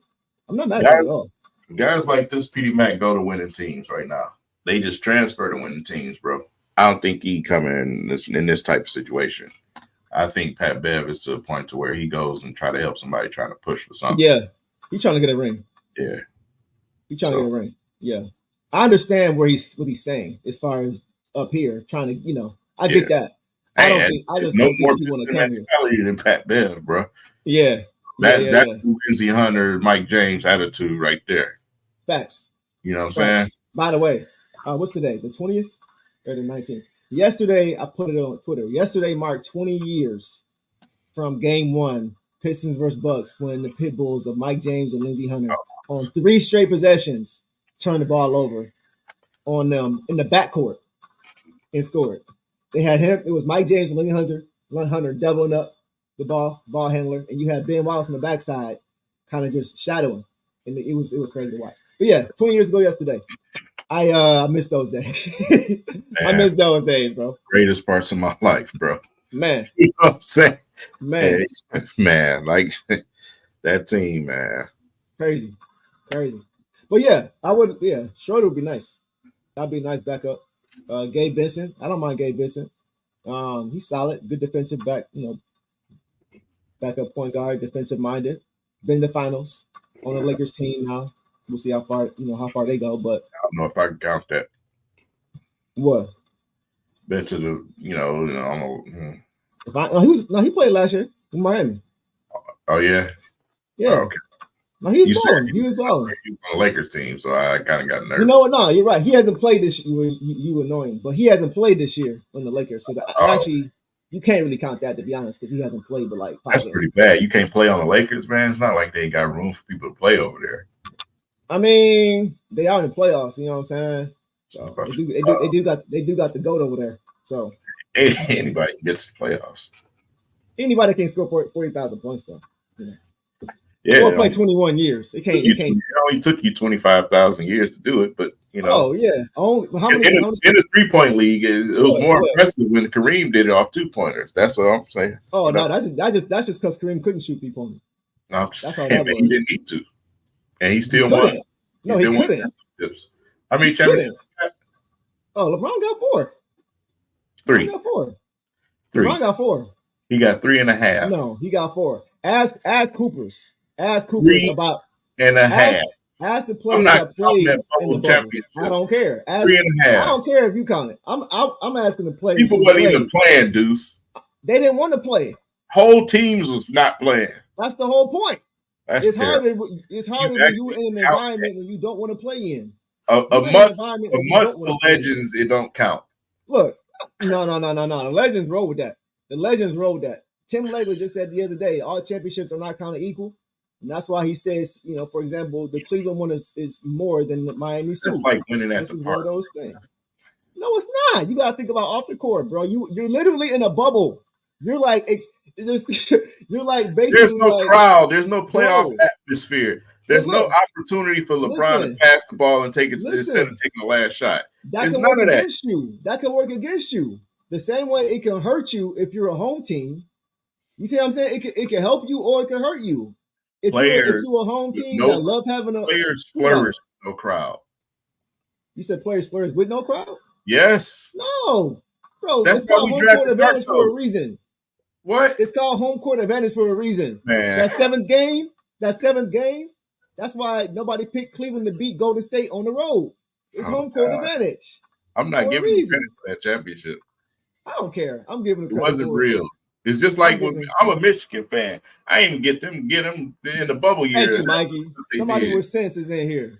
Man, bro. you must be a Bronny. One of you LeBron sexuals or something. No, just because he's right don't mean he got to be a Bron fan. He just right. He's a Bron sexual. You can't not count it, bro. Bro, his name is Mike. Probably 10. You said what? He probably 10. He probably ain't never seen nothing. Now look, if Bron would have lost, then you would have been saying, oh, look, he couldn't even win in that little easy. But like whatever happens, he can't. You find fault. Whatever happens, you claim defeat for him. It don't matter what happened. It don't matter what happened. See, that's why P.D. Mac is my guy. 2020 plus was like the big 3. Whatever, bro. Whatever, bro. Not even make sense. How did we get here? Huh? How did we get here? How did LeBron come up, man? Oh, I was having a good day. You mentioned though. Oh, they need players over there. The Lakers, you can't. You did this to yourself. Bad enough. Bad enough. I'm watching a documentary, The Redeem Team, with my son, trying to teach him a thing, and all I can see is Carmelo and losing LeBron, losing the gold medal on there. Man, that was embarrassing. You had to get Kobe to win. look, if you gonna talk about that, you also got to talk about Larry Brown. Huh? He ain't make no adjustments at all. Man, now I don't like Larry Brown. Oh, I didn't know that. I don't. I do like Larry Brown. Larry The Brown way is the way he darted on us, I don't like him. bro. I like Larry Brown is the reason I knew about Cannon before Cade. Larry Brown is the reason I feel like we didn't have more success as a Pistons team. Okay, real quick before we keep going, talk about it. The way he dipped on us was, to me, I just okay. it's just foul to me the way he did that. Okay. It's just like, bro, you know what I'm saying? We I feel like we still had a couple opportunities to really do some things. Okay. So you talk about 2005, like talk about the time frame. You mean like 2005? Yes. After we lost 81-74 in Game 7 on the road to San Antonio, go. Darted. To me, that was just like, bro, we're right here again, and you're gonna leave now. And then Joe Dumars, took it to the next level doing the stupid stuff he was doing. But that was later, though. That was later. Yeah, that was a little bit later. But now, like, why would you leave now? Okay, I see what you're saying. Like, I never could forgive him for that, bro. It's not like he was leaving us to go to Golden State. You know what I'm saying? Right. He was leaving to go to because you know what's crazy? That was when we lost. That was when the Dream Team lost. It was that I think it was that or that off season or the following off season when we had lost because he was the coach for that team and he was talking about coaching. It was after 05. It was 05 after the finals. He was the coach and he was being asked about his coaching future and he was mentioning the Knicks. He was mentioning the Knicks. Yeah, and it's like, bro, what? So I feel what you're saying. I feel like he did leave a lot of meat in the bone pause when it came to our team, as far as really being able to push it. But I don't know if we would have won again, bro. I don't because that following year, let's just go through it. In 06, right? In 06, that was the Heat. That was D Wade. Like in 05, we barely beat them in Game 7 on the road. You know what I'm saying? In the conference finals. So I don't know if when you take the headpiece off of something, you're not going to be successful like you were. Right. You know what I'm saying?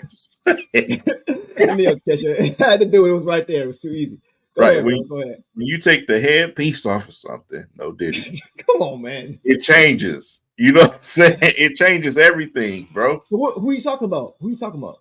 I'm just talking about, when he left. I'm just talking about you take the cap off the bottle, bro. You're going to let all the goddamn acid out of it. It's just I know, but I feel like he knew that they weren't going. I feel like he knew that was it. Type of coach are you, though? You know what I'm saying? To even think like that. Yeah, like, bro. If I'm that guy as a coach, bro.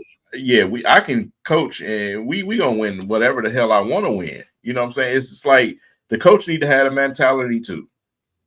You know what I'm saying? Yeah, the players they were getting a little bit older, but they still had something left. We lowball Ben Wallace, that didn't help. Yeah. So, like I said, Joe Dumars and them started doing stupid stuff themselves. But you know what? To be honest, that didn't happen until after 06. It happened after 06, but still. To your point, I'm saying to your point, like it wasn't like Ben Wallace had left and he's like, well, like my defense. It wasn't like that. So you're right. It wasn't like Ben because in 06, that's when we lost to the Heat and Ben was still there. Right. So. And then he went and played for LeBron and his talent dropped. I mean, played for the Cleveland and his talent dropped off. You know what it was? LeBron left in Cleveland. No, come on. You're telling me that a non-offensive player got worse by playing with LeBron James? Let's rethink that thought process. Some reason to throw shots. Come on, bro. You know that makes sense.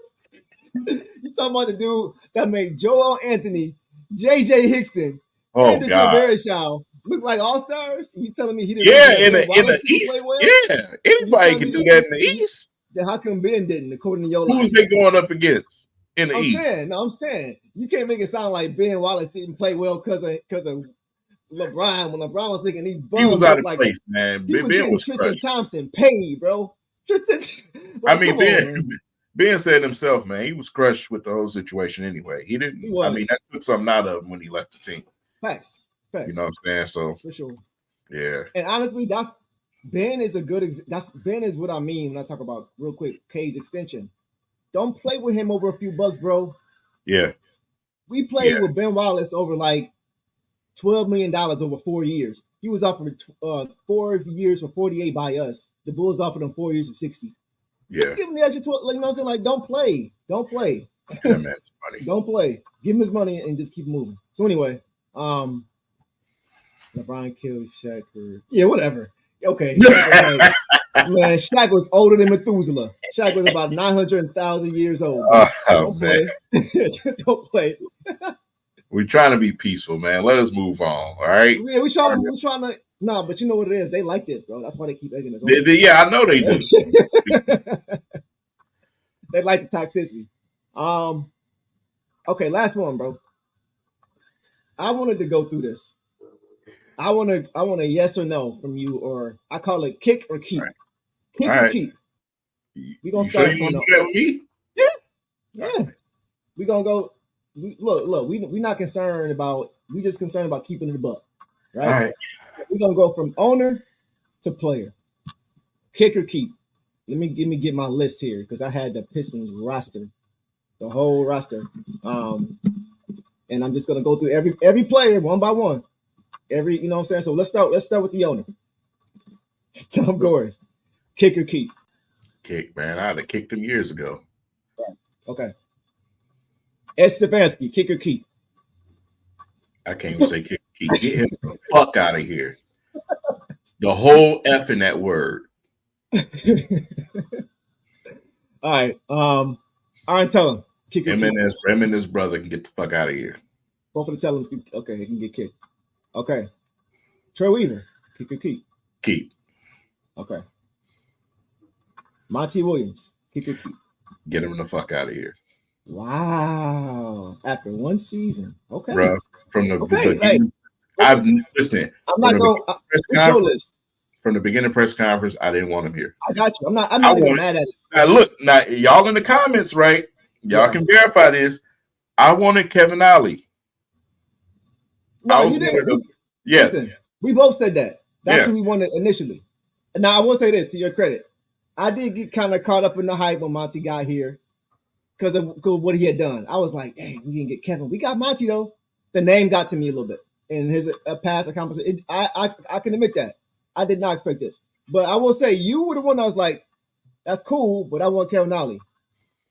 You didn't say that from jump. So I got it. So you saying this now, it makes sense. It checks out. That's what I said. That's what I said, bro. After one season, though, like one season, all right. But I feel it. All right. So let's keep going because he's not budging, y'all. King is not budging on that. So let's go to the players. I'm gonna just run down the list. Jalen Duren, kick or keep? Keep. Cade Cunningham, kick or keep? You better keep. Chimezie Metu, kick or keep? Who? Chimezie Metu. Who? Who's that? Come on, man. Kick. Come on, man. All right. Troy Brown Jr., kick or keep? Who? Come on, bro. Come on, kick. Bro. You know, okay. Yeah, hey, I'm watching the comments too. I'm looking at y'all too. I'm seeing y'all too. Y'all saying the same thing. All right, next. Jared Rhoden, kick or keep? Kick. Jared Rhoden for me, G League. Yes. I'll keep him in the G League. Stop putting him on the damn roster. Kick him. Okay. There. Okay, so you're kicking Jared. I ain't mad. I get you. That makes sense. Ashar Thompson, kick or keep? Keep. James Wiseman, kick or keep?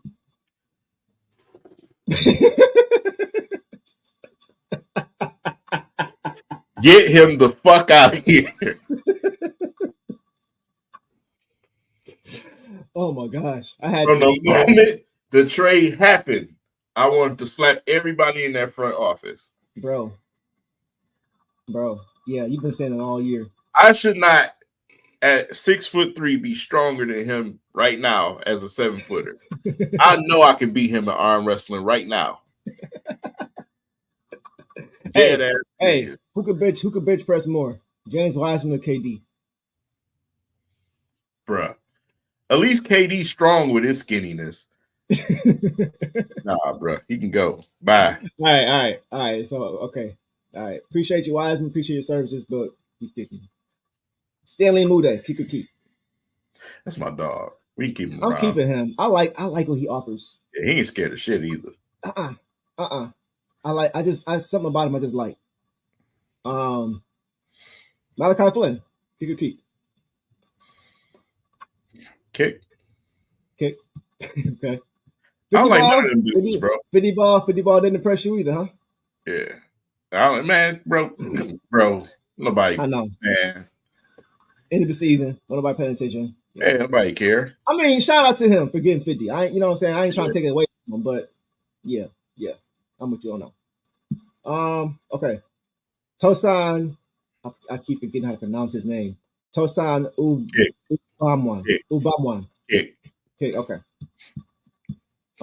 Simone Fontecchio. Keep Fontecchio. Come off the bench. Jaden Ivey. You better keep him, bro. That's my dog. I'm sorry.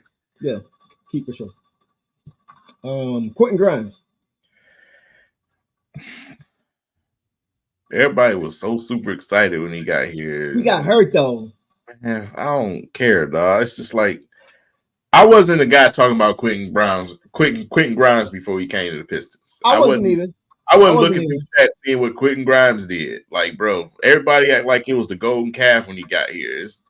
I haven't seen him play, so it's kind of hard for me to say keep or kick. I'm with Marvin. Trade value. Value. If he's not really affecting the cap, let's just see what he can do. Give him. If he's hurt again after this season, then come on, bro. We need somebody to produce. I'll give. He wasn't here full season either. He wasn't here full season. So what were you really expecting from him to do? I'll give him another shot. Another shot next season. Marcus Sasser. Keep him here. Let him get a chance to keep developing and be a little scorer for you. A little fire stick you bring off with the bench unit, a little microwave situation. You know what I'm saying? That's where I always seen him at. Yeah. I see his ceiling as Tyrese Maxey's floor. If that makes sense. Tyrese Maxey has the potential to be a super duper star, in my opinion. I think his floor is a very good starter. Yeah. I think that's Sasser's ceiling. A very good starter. For me, it's microwave. It's somebody that's just you bring off the bench. It's very, very hard to deal with. You know what I'm saying? So for me, it's like, okay, so it's like, what do you do? Because we talked about having Ivy as that guy off the bench. So it's like, who do you think has the highest chance of being a successful point guard between those two? Ivy. That's what I think too. And that's why I think Sasser. Okay. So I see what you mean. Okay. Let's finish this off. Buddy Boeheim. Oh, you said something. Oh, who? Oh, the G League superstar. Keep his ass in the G League. Yeah, I agree. Keep him in the G League. That's what I would do. He got some playing time this season. Good opportunity for him. G League. Isaiah Stewart. Keep it kick. Keep. I'll say keep under the conditions that you don't bring in somebody like Miguel. You bring in Mikal Bridges or Booker. If you got to get rid of them in that situation, sorry, dog. You know what I'm saying? If we can't get an upgrade, a Naz Reid or that caliber type of player, or if he can't become that, right? Yeah. I haven't jumped off that boat that he can't. Yeah, I was actually impressed with his 3-point shoot. Yeah, I was. To do it in that short length, that's not easy to do. In that short length of time, that's not easy to do. And his form is perfect for it. Yeah. So, and like I said, I just keep going back to Naz Reid. Naz Reid was shooting like 33, 34%. Yeah. The past 4 seasons before this year. In this season, he is something clicked and he's up to 41%. Yeah, like I said, in certain circumstances for me, bro. Yeah, if he does that, if he shoots 40%, 41%, I'm keeping him for sure, absolutely. And his intangibles. All right, two more. Evan Fournier, kick or keep. Bye. Yeah, same. Taj Gibson, kick or keep. I thought that was an interesting one. Put a suit on him. Okay. Yeah, Okay. get him off my bench. Keep him on the bench, but in a assistant suit. You got to get a roster spot up. Gotcha. Yeah. Okay. I like what he brings though, far from a locker room standpoint. I like what he brings there, but I feel like once Stu becomes that guy, bye bye. Once Stu is, you know what I'm saying? Like once he's been in the league long enough, he can become that guy. So yeah. I'm with you. I think we pretty much hit on all those. Now you forgot something. What I forget? Assistants. You're right. Besides, I got him. I got you. Honestly, I don't know who most of these guys are. I probably should do some homework on these guys if they're going to be part of Marley's staff because mine's going to be here 5 more years max. We got Brian Randall. If any of these guys stand out or ring a bell for any guys, just pop in the chat or King, let me know. Brian Randall, bye. Steve Scalzi, bye. Mark Bryant. Bye. I don't know what Mark Bryant is doing, bro. Like, and that might not even got here. Oh, it's Mark Bryant. We got Mike Bryant. Listen, bro. First of all, I remember him as a player, but I don't have any signature plays that I remember of him playing. You know what I'm saying? And then like I say, oh yeah, this play, I remember he did this, and nah, I just know he used to play. He was serviceable. He was average player at best. Give me some Pistons, bro. Put them on the damn pitch. Yeah. Go get me Rasheed. Give me Rasheed. Give me Corliss. Give me all those guys. I think Corliss is actually coaching with somebody. I forgot where he's at. But yeah. And listen, it may not be fair to him because we don't see what's going on those practices and off the court. But I don't know what he was supposed to be doing for Jalen Duren. Honestly, it looks like Jalen Duren's passing has regressed. I just you know who I miss? Well, I can't think of his name right now, but the assistant we had when we had Moose and Dre. The assistant we had all skinny guy, man. He had them doing the drills. Dark skin, real dark skin, tall, skinny dude. He had them doing. He played? Yeah, he played too. I can't think of his name right now. But he was their guy, man, and he was the one that taught Dre, the rebound drills and everything else. I can't think of his name. Yeah, he's in Portland. What is his name, man? Let's look it up. Coach, you said Portland for now? I think his name. I'm about to look it up now. I'm about to see who it is because I'm trying to remember myself. That's gonna bother me. Okay. I remember Roy Rogers. Huh? Roy Rogers? Nah. Not Roy Rogers? No, is it Roy Rogers? Let me look it up real quick. Yeah, it looks like that's he's in the second season with them. NBA player. I do think that is who you're talking about. I'm pretty sure that's who you're talking about. Because because there's nobody else who fits that bill. Yeah, that's gotta be That's him. Okay.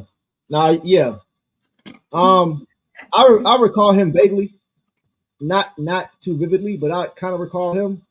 It is Roy Rogers. Yeah, it's Roy Rogers. I used to go when I went to games. He used to have Dre and Moose out there working out or whatever before the game, and some of the drills that they was doing out there. Dre kind of talked about how a lot of the drills that he showed him and some of the things that he was showing them helped him become the rebounder that he is. Wait, not that clown stuff where Dre was putting the cone on his head and they was like, that nonsense. Bro. Okay, I was about to say, bro. That's about he used to have. That wasn't it. Yeah, they was doing drills as far as the backboard and grabbing rebounds and things like that. Okay. Timing, basically. Right. Which is what's a lot of big man's issue when it comes to rebounding anyway. They don't know how to feel where that ball is going. Big facts. But Big you facts. need that because, like I said, with Durant, here's my things with Durant. Talk I to me. love Durant athletically, as far as his, his ability to score down there in the paint based off his athleticism and his Right. strength, Natural gifts. Just natural gifts. natural gifts. But Yeah. I would love him to be, even though he's a good rebounder, I see a lot of opportunities with him. Mm-hmm. I see opportunities with that, and I see opportunities with him on defense. Yeah, me too. And we need a guy that's going to bring that, you know what I'm saying? And because, like I said, if you use that same athleticism defensively, man, you're a problem. You know what I'm saying? The Yeah. same athleticism you use to go up and catch a oop, use that same athleticism to block a goddamn shot, I and we agree. got something going. You I know what I'm agree. saying? So a lot of times on defense, I feel like not only him, but with the bigs, period, they don't run hard at all. They Mm-hmm. trot down the floor, and teams get ahead of us, and they kill us, man. You know what I'm Right. saying? So the two things I would love to see him work on is that and conditioning. You look at his body, muscles fine, right? Yeah. But I'm talking about running. Right. That when I used to watch Kevin Garnett run on the beach and train every season. Yeah. At 5 in the Yeah, morning. yeah, because a lot of people y'all like you guys don't know that Kevin Garnett was my favorite basketball player for a long time in this You always league. talk about KG. Yeah. Yeah, yep. So that type of stuff to where he's not getting winded out there and getting tired. Like say he's super duper young right now. His body's still coming into his own. But I would love to see him work on that. Get with somebody this summer and work on that conditioning to where he's not getting tired out there, Mm-hmm. and be able to do a little bit more out there on that floor. Like I said, Yeah. he got he got all the time in the world. You know what I'm He saying? does. So, He's 20. He's 20 years old, man. yeah. He's 20 years So old. Like I know we want him to be a Keem in year 4. You know what I'm saying? Or KG in year 4. Or even right. Bam Adebayo. That's more realistic. But we got to give these guys time, man. But that's kind of what I was going back to with Mark Bryant. I just don't know. It's not fair because I don't know what he was brought in to do. So it's hard to know if he has helped him improve because we don't know the specificity of why he was even brought in to begin with. You know what I'm saying? Like, what are the things they were supposed to be working on? Is it footwork? Is it post defense? Like, what is it? So, but I haven't really seen anything outside of his natural. I haven't seen anything technically, like keep technically Bogans, keep or Lewis, IQ everybody else. wise. Yeah, I don't know. I Keep don't know, keep bro. keep Bogans and Lewis, and everybody else can go. Okay, real quick, we got a few more. Jared Jack, keeper kick. Keep Jared Jack, of course. Yeah. Dan Burke, keeper kick. I keep Dan Burke. And then we got 2 more, or we got 4 more. Steven Silas, keeper kick. Of course, I don't know. I will be happy to get him out of here because he symbolizes losing. Man, his records, bro. He's got His like one of history the was losing. records ever. It's like, bro, yeah. Even before this season. Like, it's pretty bad. I would say the only reason I would think about it is because I know that's Monty's guy.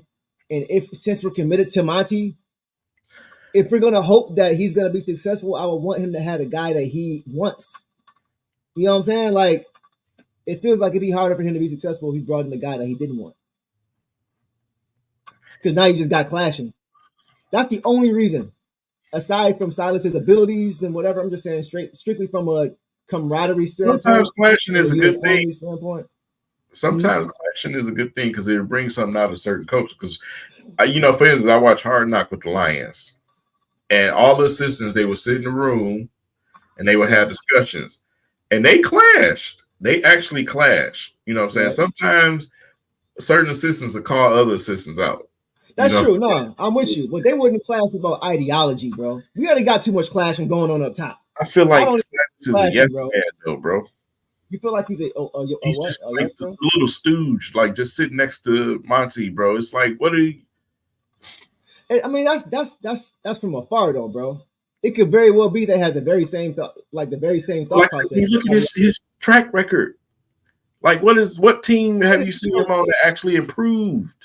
Wasn't he with Houston when they were about to beat Golden State? That was awful. Paul got hurt, huh? That was all James, bro. Oh, that's not fair. It wasn't all James. It's bro. That offense was constructed around. You got to make sure you can't say it's all James when we just talked about how Cade need help. You know what I'm saying? Like you can't do that. You can't do that. I mean, in the West, it's a little bit different because, like I said, you can have an offensive team in the West and actually make the well. You used to be able to. I don't think you can now, but you can be successful in the West because, like I said, it's like I said, we saying see you need a team. That's all I'm saying. Yeah, like, it wasn't just James. Like he. But I'm saying it was James was out here scoring 50 points, bro. He was going crazy for sure. Yeah. You know what I'm saying? So it's nuts. Like I feel you. I ain't giving Silas no. I'm playing Angel's advocate on purpose. I'm just trying to see if I can get anything out of you because you have not given him one compliment all year. I can't do it, man. Not with Silas. All right, so we cutting Silas. Okay. Then that's actually it. That's actually it for the coaches. Right. So yeah, we got everybody. I wanted to before we Hey, what happened to what's the name? Are they gone? Am I tripping? Who? What happened to or was that Dwayne Casey's staff? Rashad Lewis. Oh, I think they're gone, bro. Yeah. They gone. That was Dwayne Casey, them staff. Yeah, that was his staff. Yeah. Yeah. Monty brought in all his people. Yeah. Okay. I want to transition real quick. I know we talked Pistons for like the last 2 hours. I want to kind of, since we're in the playoffs, we do this every year. We kind of give our playoff predictions and what we're looking at for the playoffs. I know everybody in the chat, somebody just said that the Heat beat the Bulls. They're finals bound again. Right. Whenever they get in the playoffs, they go to the finals, it seems like. So just give me your finals picks. Who it's the Nuggets have? Yes. Thank you. It's the Nuggets and nobody else. Thank you. I feel like I'm Dave Chappelle, Rick James. Like you coming to the other side, bro. Thank you for coming to the other side. It's like, bro, I look at any other team, it's just like, okay, what you here for? Who coming in second? Hit him with the Larry Bird. Right. Right. Who coming in second? It's the Nuggets and nobody else to me. Yeah. Okay. Some type of devastating injury or something. Yeah. Jamal Murray stay healthy. Yeah, I don't know if the Celtics is gonna get there, bro. Something about the Celtics, bro, is listen. They taught me to never pick them again when I watched them in 2022. That was the nail in the coffin. Aside from the other years when they would almost get there, when they finally got there and they didn't show up, the Celtics had a better team. Than the Warriors. I just feel like something is. I don't know what it is. Porzingis still healthy? Who? Porzingis. I think he's healthy now. Yeah, he's healthy. Drew may be the difference, Marvin. Yes, that may be the difference. That may be the difference for them because Tatum, as much as talented as he is of a player, in that moment, he gets light. He get real light skin. You know what I'm saying? Like it's just like the lights are a little bit too bright, just a little bit too bright in that moment. That's kind of what I get from him. Him and Jaylen Brown just over the years, man, they take turns. And that's the thing. Yeah, that's the thing, bro. To me, Boston, the Celtics are not going to the finals for the same or winning the same reason that the Clippers are not winning. Their best two players are wings. The two best players do too much of the same thing.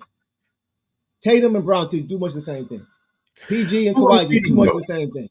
Who's gonna beat them? Who's gonna beat who? The Celtics in the East. To get there, I can see Miami beating them again, bro. I can see them beating them again. They probably won't because now the Celtics may be just too talented now. They're probably too talented now, so I'll take that back. They won't beat them this year. Plus, they lost Cade Vincent and they lost next year. Yeah, okay. I think they got Milwaukee is a mess. Milwaukee is a mess, bro. I'm very disappointed in what I have seen from them this season. Doc Rivers has not improved them at all. They should have kept Adrian Griffin. I think they got a little too greedy and saw what they thought was greener grass, but they should have just kept them. They're not. They look a mess. I don't see them really doing anything. They might lose to the Pacers. Talk about imploding from the inside. Yeah, Like they just over there doing stupid shit, man. yeah, it don't make sense. The Sixers have a chance. I don't think they're going to, but I just like I said earlier, Tyrese Maxey, bro. I know last year they lost to the Celtics in what, 7? Right? Mm. Yeah, because I think that's when JT had a great yeah. Maxey might be the difference. They would need everything to go right though. Tobias needs to give you 18 a game minimum. Maxey needs to give you 27 a game. Joel Embiid needs to give you MVP every game. You know what I'm saying? That's the only way. The big three has to step up, and then you other guys like Oubre. Oubre will be huge in that. He would need to set. So I think they can. They can, but they probably won't. Indiana, they don't have enough defense for me. Mm-hmm. They don't have enough defense. They're great offensively, but defensively they leave a lot to be desired. And in the playoffs, when the game slows down, you're not going to win. I don't see them getting past the second round. They might beat Milwaukee because Milwaukee's a mess, but I think they'll get popped by whoever's on the other side of that bracket, whoever's who they could play. I would say the Knicks probably the biggest threat to them. And that's just on the strength of their defense and Jalen Brunson being out of this world. You know what I'm saying? Them getting. Go ahead. No, I was just saying, just looking at the West, man. The West is the West is more competitive automatically. Oh, so, absolutely, without question. The like, West is, man, that's tough. But of course, you got your false flag teams on both conferences, right? Yeah. You got your Knicks, you got OKC at number 1, which is absurd. Right. Right. That's crazy. Yeah. It's the Nuggets, and I don't see anybody. I'm gonna pull up a bracket real quick. I want to see a bracket. I want to just see what it looks like. Yeah. So we can go round for round. Right now, yeah. My Timberwolves is finna beat the living crap out of the Phoenix Suns. Oh yeah. Well, I don't know. Man, I don't know, bro. Here's why I only say that because the Timberwolves haven't beaten them all year, bro. Man, they haven't beaten them all year. They've had the somebody gonna get hurt in Phoenix. I can see that. I hope not, but I because like KD, he's had their number all year. You know what I'm saying? Like that's tough. I think Minnesota's a better team, but they struggle with them. Okay, so let's start there. So you said let's start from the top. I'm looking at the whole thing right now. So we have Kings Pelicans. Isn't that tonight? I think that's tonight. Who you got in that game, in that play-in game? I'm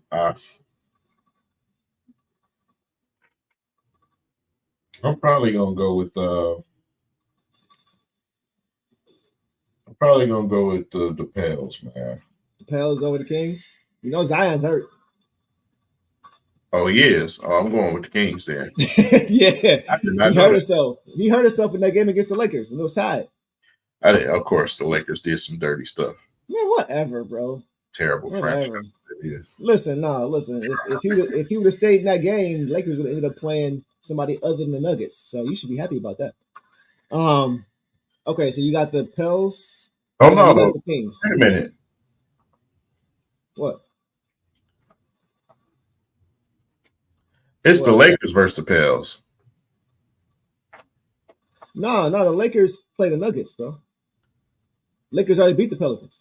What the hell am I looking at? I'm looking at the Western Conference play-in right now. Yeah, that game already happened. That's when Zion got hurt. The Lakers played the Pelicans. So that game is over. And so now it's the Kings. Because what happened? Because like the Kings played the Warriors. Whoever lost that game is out. That's why the Warriors is gone. Whoever won that game has to play the loser of the Pelicans and the Lakers. So the Pelicans lost. So now the Kings play the Pelicans. So I got the Kings just because I don't think the Pelicans can beat the Kings without Zion. Yeah. So they got a kid on that team. I wonder. You said who? Right, I'm about to go down rabbit hole. Go ahead. What you going next? No, I'm going on the other side. Play on the other side. We'll do this. We'll bracket and we'll call it. So now we'll do the Eastern bracket, Eastern playing game. So we have the Bulls beat the Hawks in their elimination game. So they ended up playing the Heat because the Heat lost to Philly. Right. So Philly advanced and the Heat played the Bulls. So tonight, I think Marvin said the Bulls lost to the Heat. So now the Heat are playing the Celtics. Okay, so that takes us to every round. Okay, so we'll go back to we'll stay with the East. So your 1-8 is Celtics Heat.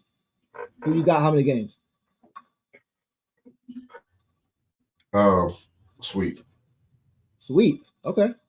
2-7 Knicks Sixers.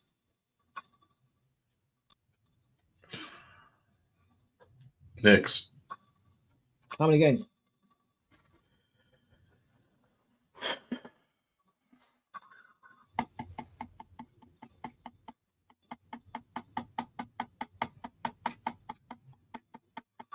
You trying to figure it out, huh? Yeah, man. That's a tough one. That's a tough series, bro. Because, like I said, the Knicks they just got here. Yep. You know what I'm saying? So, yep. But I'm still giving them a chance based off, what the hell I've been watching. Okay. That little bumblebee that's running around at point guard over there, something else. Jalen Brunson. Yeah, man. Yeah. Okay. I get the Sixers. I get them 2 games. You give them 2? Okay. Yeah. So Knicks and 6. Okay. We got 3-6. Bucks Pacers. Bucks Pacers? Yep. Man, that's tough too because bro, the Bucks is a disaster right now. Yeah, they are. It's tough. I'm still gonna give it to the Bucks though. Okay. I'm gonna go Bucks in 7. What you got? Yeah, I was about to go in 6. 6? Okay. Yeah. Okay. Playoffs, when you in that moment in the playoffs, things change a little bit.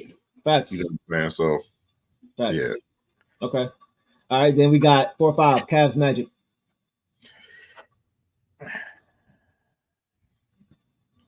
I give it to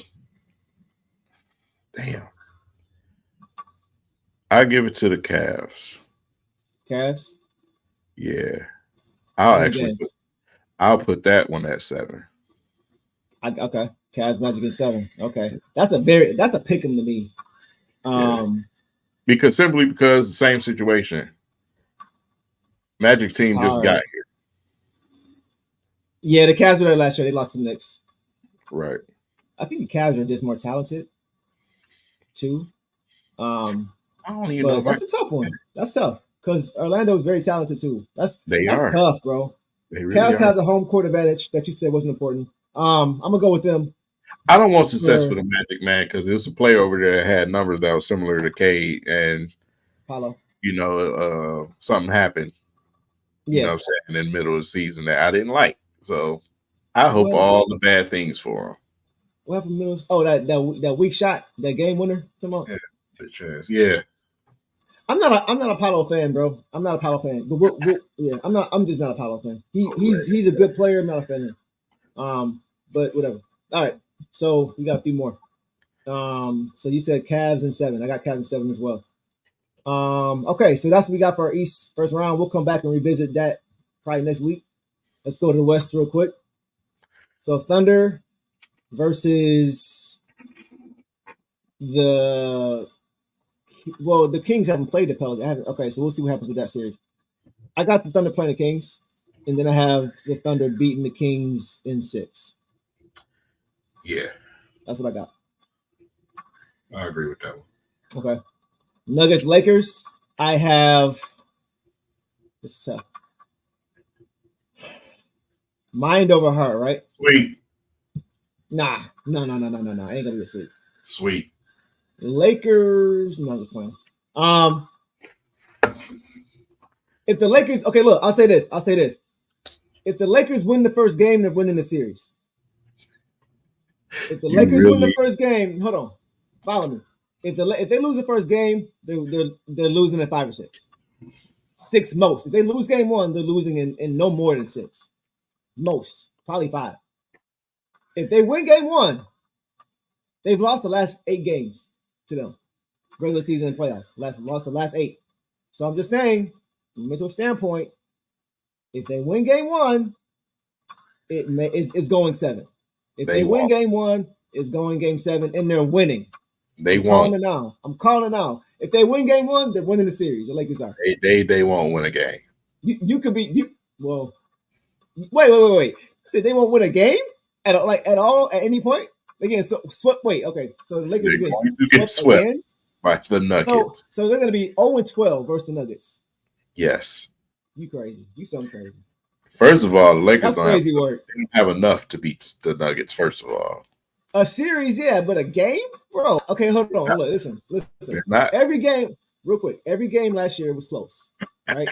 What were they saying? It's 2 things. What were they saying last year about AD? He's a roller coaster. Give you 41 game and then 15 the next. That has not happened this year. First of all, second thing, D'Lo averaged 6 points in that series last year. If D'Lo gives you 12 points and AD is consistent, that series goes 6-7 games. The Nuggets That's all I'm saying. He's not going to give you that. Oh, trust me, I know. He'll give you 12. He can give you 12, bro. He can give you 12. Listen. He won't give you 6. Not the way he playing this year. I'm telling you. Look, listen. You know, I called Denver last year. I called Denver this year. I've been a Denver fan since they lost to the Lakers we talked about this in the bubble. That's my squad. I love them. They're one of my 3 or 4 favorite teams in the league. I know more about them than most people. But I'm just telling you, if they lose game 1, I'm telling you, it's going to give the Lakers life, bro. It's going to. Okay, I'm just saying. That's all I'm saying. We'll see what happens. We'll come back next week and see where we are. No game. They not winning one. Okay. All right, we'll see. We'll come back next week. Let's put some on it. Let's put some duo on that or something, or something on that. Let's put a Pistons hat on it. Let's put a Pistons. We'll put a Pistons lid on this series. He said the Pistons won't win one game. If they don't win the game, you owe me a lid. Bro, you cool with that bet? You cool with that? All right. If they don't, I'll get you whatever. You go to Piston 313 shop. I'll get you whatever hat you want. LaLuz James is going on vacation early. Yeah. No, I'm not saying they're gonna win. I'm just saying that they're not gonna get swept. I can pretty much guarantee they're not getting swept, bro. It's not happening. Not this year. Yep. Okay. All right. So they're gonna get swept. LeBron he gonna walk out in the locker room before halftime and he's gonna retire. Yeah. So this is when I know King needs sleep. This is when you can tell there's no blood in his brain because he just says stuff to where it sounds like he's speaking in tongues. Bring out the brooms. Okay. All right. I mean, spring cleaning ain't for a while, but go ahead and do what you gotta do. Let me do this. Let me go back and then we'll finish this off. Last bracket we got. Okay, so Nuggets, Lakers. I told you if they lose game 1, Nuggets in 5. You they win game 1. They can beat them 4 times. If they win game 1, yes, I do. Everything has to go right. That's everybody, listen. There's more room for error. Way more room for error for Denver. Obviously, bro. Jokic gonna be out there dancing, bro. Of course he is. That's how you beat them, bro. You make him dance and make everybody else beat. That's the only shot you have. Make him give you 40. It didn't work last year. No, it didn't. It didn't. But we'll see what happens this year. We'll see what happens. They're gonna get a game at least. At least one. All right. T-Wolves Suns. What you got? T-Wolves. How many games? 6. My dog. I knew it was somebody in here that had some sense. See? Okay. You said Lakers in 6, or not Lakers in 6. T-Wolves in 6. See, the Lakers got you shrouded, man. Nah, you got me excited, bro, because you about to eat them words. Okay, I can see that. I'm going to go. Yeah, it had the home court advantage too. That's a tough series, bro. You about to get classic MJ on that ass. You think so? Ooh, okay. Okay. So he about. That, So you that saying kid is he about to cook D Book. he's the Basically. closest thing as that I've seen to rookie sophomore Jordan than I've ever seen out of anybody. So he about to cook D Book then. He about to make D Book look like Drexler. I ain't Basically. gonna say he What gonna you cook saying? the book, man. I just say they're He gonna gonna have have some to. problems. He gonna have Yeah, to. they No, are. Yeah, they're gonna he have some better. problems. They're gonna have He some better. problems, bro. If he don't, Yeah, they he because about to be he about to be bank shotting the hell out of Booker ass. okay. Okay. I'm not saying he not. I just want to see it. I am going to pick them in 7. But I think it's gonna come down because Phoenix gives them problem. Okay. You said them in 6. Wolves in 6. Okay. Last one. Clippers Mavs. Oh God, two fugazi teams. Let's see. Whoa. The Who Clippers. I'm Fugazi? going with the Clips, bro. You oh I'll put 2 I don't lids on believe in that. the Mavs, man. I'll put 2 lids on that. I They don't believe in bro. How long we gonna talk about the Clippers? just How saying. long, bro? No. I'm saying how long we been talking about since How PG long we got gonna there? talk about the Mavs? The Kyrie just got Mavs there. ain't did nothing to Kyrie, nobody. Kyrie, Kyrie. They done done more than the Clippers, including beat them. Look, Kyrie ain't carrying LeBron. It's different. It's Luca. Yeah, Luka is that dude, bro. Luka's Man, averaging Luca is 35 points a all game. offense, man. No, They he's give not. up too many Nah, points. bro. No, they don't. No, they don't. Not anymore. Have you watched them recently? They're top 10 in defense in the league, bro. They're not that same team anymore, You see what happened in the playoffs. bro. The Clippers about to get popped by them. You have I'm you sorry. have you seen them in the playoffs? Yeah, I have The for the last Mavs. 5 years. Not And do what's been the anything. problem? What's been the problem? Not do anything. They've been hurt. They've been hurt, or they've been injured, or they've been losing 3-1 leads to Denver. They ain't done nothing. They ain't done nothing, bro. Nothing. You talking about the Clippers? I'm talking about the Yes. Mavs. Oh, what about the Mavs? What have they done? No, they haven't done. I'll tell you, they went to the Western Conference Finals. They did that before Kyrie was there. They did that.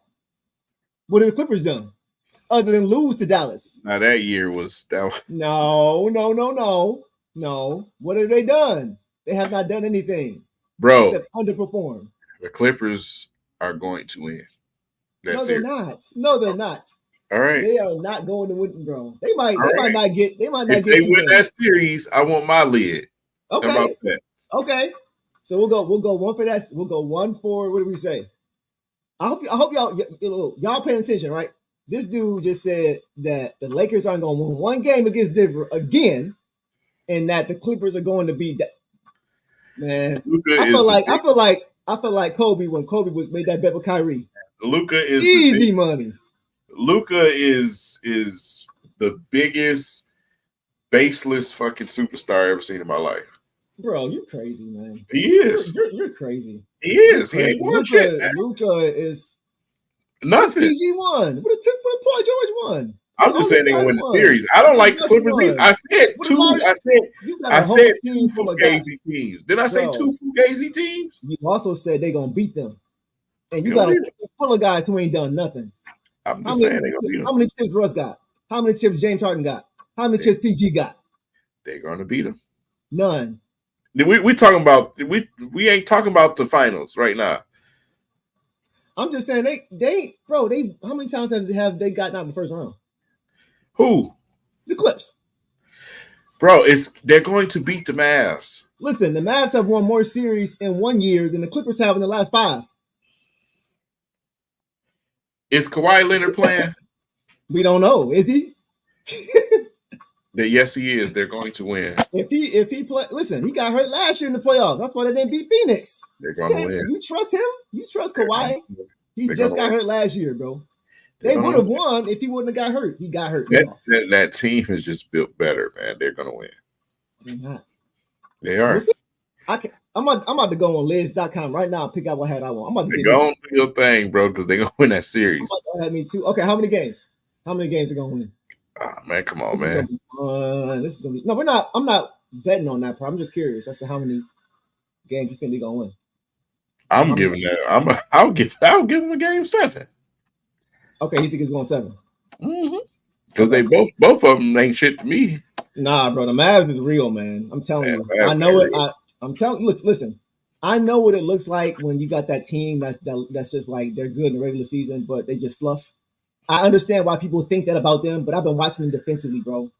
They're not that. They different now. They different. I'm just saying. I'm telling you, bro. They had me worried for Denver because it's like, how do you stop them? I understand the defensive part, but the top 10 defensively. How do you stop them now? How do you guard them? All right, How? we'll see if they're playoff top 10 defensive. Okay, that's real. No, that's real because they haven't proven it yet. I'm with you on that. I'm putting a lot of stock in them now. Like that's my Bitcoin team. When you buy low and they show out. That's my dark horse team. Really, that don't mean nothing, Marvin. They've been wanting him to have success for a long time. I don't even think it's just that. I just think he just has a number, bro. He just has a number. And he's beaten them multiple times without Kyrie, bro. I can't even fuck with the regular season, bro. I can't. No, okay. I mean, even if you just go off, I'm just saying, our postseason, they have not beaten him in the playoffs. They have not beaten him, and now Kyrie is this year. They definitely finna do it this year. So how are they going to beat them without Kyrie? Like how are they going to beat them with Kyrie when they couldn't beat them without Kyrie? Because it's the playoffs. No, I'm saying they haven't beaten the playoffs before. Yeah, but that team is different. That team is different this year. They've added some veterans on that team that's going to take them over the top. Who? Mason Plumlee? That's who you're talking about? Yep, you damn right. How many championships he got? Damn right. No, I'm messing with you. We're gonna see. I have the Mavs in 5 or 6. All right. I don't think it's going 7. You motivate me to watch playoff basketball. I didn't want to. Yes. You know what I'm trying to do. You know that's it. Yeah, we'll see. So I'm about to actually check out. That's right, Peter Mac. Right Westbrook gonna have 50. No, you see what you said about PG? Yeah, all of a sudden PG went out. I don't want to hear no excuses when they lose. I don't want to hear no excuses from nobody when they lose again to Luka. I don't want to hear it. I don't want to hear nothing from nobody about it. Nope. I'm just saying. They gonna win. Okay. When is the first game? Because that's gonna be a series I pay attention to. Let me see. So we have so the Kings are playing the Pelicans right now. Kings are in the first quarter. And Miami blew Chicago out by 20. Okay, so Phoenix, Minnesota, Cleveland. I don't think they have the posted schedule yet do they have the posted schedule yet? Let's see. Oh yeah, they do. Let me find it. Hold on. So today, 20th, Saturday, and then okay, they must play Sunday. Let's see. Yep. So they play Sunday, 3:30. That's game 1 in LA. So I'll be front center. I'm gonna be hitting you up. Yeah. Huh? That's Saturday. It's Saturday? I thought it said Sunday. Oh, no. I'm tripping. Sunday, right? It's Sunday. Yeah, Sunday 3:30. Yeah. It's coming Sunday. So we'll see. No, it's the Lakers. The beginning of their burial starts tomorrow. Yeah, that's tomorrow night. So these bets gonna come into full effect quick. You're gonna see. I might be able to get my hat at Sunday morning around 1:00 in the morning when the Lakers win that first game on the road. You are tripping if you think they're gonna beat them in Denver. I do. Listen. I didn't say I think that. I said if they do. No. That's what I said. No, that's what I said. I said if they win game. Listen, I said if they don't win game 1, they're gonna lose in 5 or 6. Yeah, if they win game 1, they're winning the series. The hex that LeBron got on you makes you think Whatever, bro. Whatever, man. I've been a LeBron fan since SBSM, man. St. Vincent St. Mary. He was 16 years old with that messed up pro. I couldn't stand him since we played him in high school in a crossover game when Deion Harris put 35 on. Wow. You remember that? Yeah, he did. He was nice, bro. Yeah, Deion, yeah. cold, bro. Cold as ice. But yeah. So we'll see. Anything else you want to cover before you get out of here? I think that's about it. I think we didn't went on way too long. Everything you can, bro. We still got 100 people here streaming. Appreciate y'all, man. Appreciate y'all rolling with us, man. We're gonna call it a night. But yeah, we're gonna check these playoffs out. We're gonna reconvene next week too to see how these bets is looking. And then as the playoffs continue to move on, we'll give our second round predictions, third round final predictions, all that stuff. So y'all have a good night. Y'all check these games out. And expect me to see a new hat sometime next week on our stream. Maybe two. I may have both of them on my head just to prove a point. King, thanks. Or he may. We'll see. He won't, but we'll see. So anything else you want to add? No, man. Like I said, you just listen, man. We're gonna be Pistons fans. You know, we've been here through all the dark times, and we're gonna continue to do that. Yeah. You know, just because you know, the team is at the state they are, don't think that we don't love doing what we do. Facts. Like I said, just expect to see our faces way more often. So yeah, this is fun. You know what I'm saying? Yeah. We gonna break off a little Pistons, and we gonna talk a few more other things. For sure. During the off season, we got to keep you guys entertained. So I think we have to keep people's minds off of the Pistons, and we got to keep people's mind off the Pistons in times like this when things ain't going so hot. Maybe we'll talk about the greatest basketball player to ever play the game. So we'll talk. They've been waiting on that. Waiting on that. We've been kind of pushing that for a while. So Kobe is better than LeBron. But let's go and get on off of here, man. And see, we didn't just lost 5 viewers just because of that crazy statement. Thanks a lot, man. Thanks. See, your words have power. You got to be careful with the blasphemy that comes out of your mouth. I think those was just, you know, LeBronites that just left. That's probably what that was. LeBronites. Yeah, I came up with that. Oh man, I was gonna say, yeah, you've been reading Deuteronomy or something. Talking about LeBronites. You know. All right, Marvin, that's enough, man. That's enough, bro. That's enough, man. That's enough. You gonna have this ready to fight, man. Brian was dropping 40 on T-Mac in his rookie season, but I ain't gonna talk about that. Hitting shots from behind the backboard in the corner, but T-Mac going like this when the shot go in. But I ain't gonna talk about that though. You know? I remember T-Mac schooling LeBron too. No, he definitely did. Yeah. He definitely did. No, they all had their turn. Yeah. He had his turn with a few guys. A few guys got him pretty good early, especially early. All right, yeah, it's time to go. Marvin, you lost your damn mind now. Oh yeah, he's talking about Stretch Armstrong. All right, man. Don't start bringing up old business, man. It's time to go. All right, bro. All right, man. All right, that's enough. All right, y'all. Appreciate y'all, man. As always, showing love. We back next week, the latest, to kind of go over what's going on. Keep y'all heads up. We gonna keep talking Pistons. We gonna be smooth. This takes time. Restoration is gonna take place at some point. Just keep the hope, keep the faith. But as always, appreciate y'all. One love. King, my dog. As always, it's crazy you sound sometimes. You my dog. And we gonna keep this thing rolling, man. Let's keep it rolling, man. That's how we do it over here in the dog pound. Peace. Cheers, sir.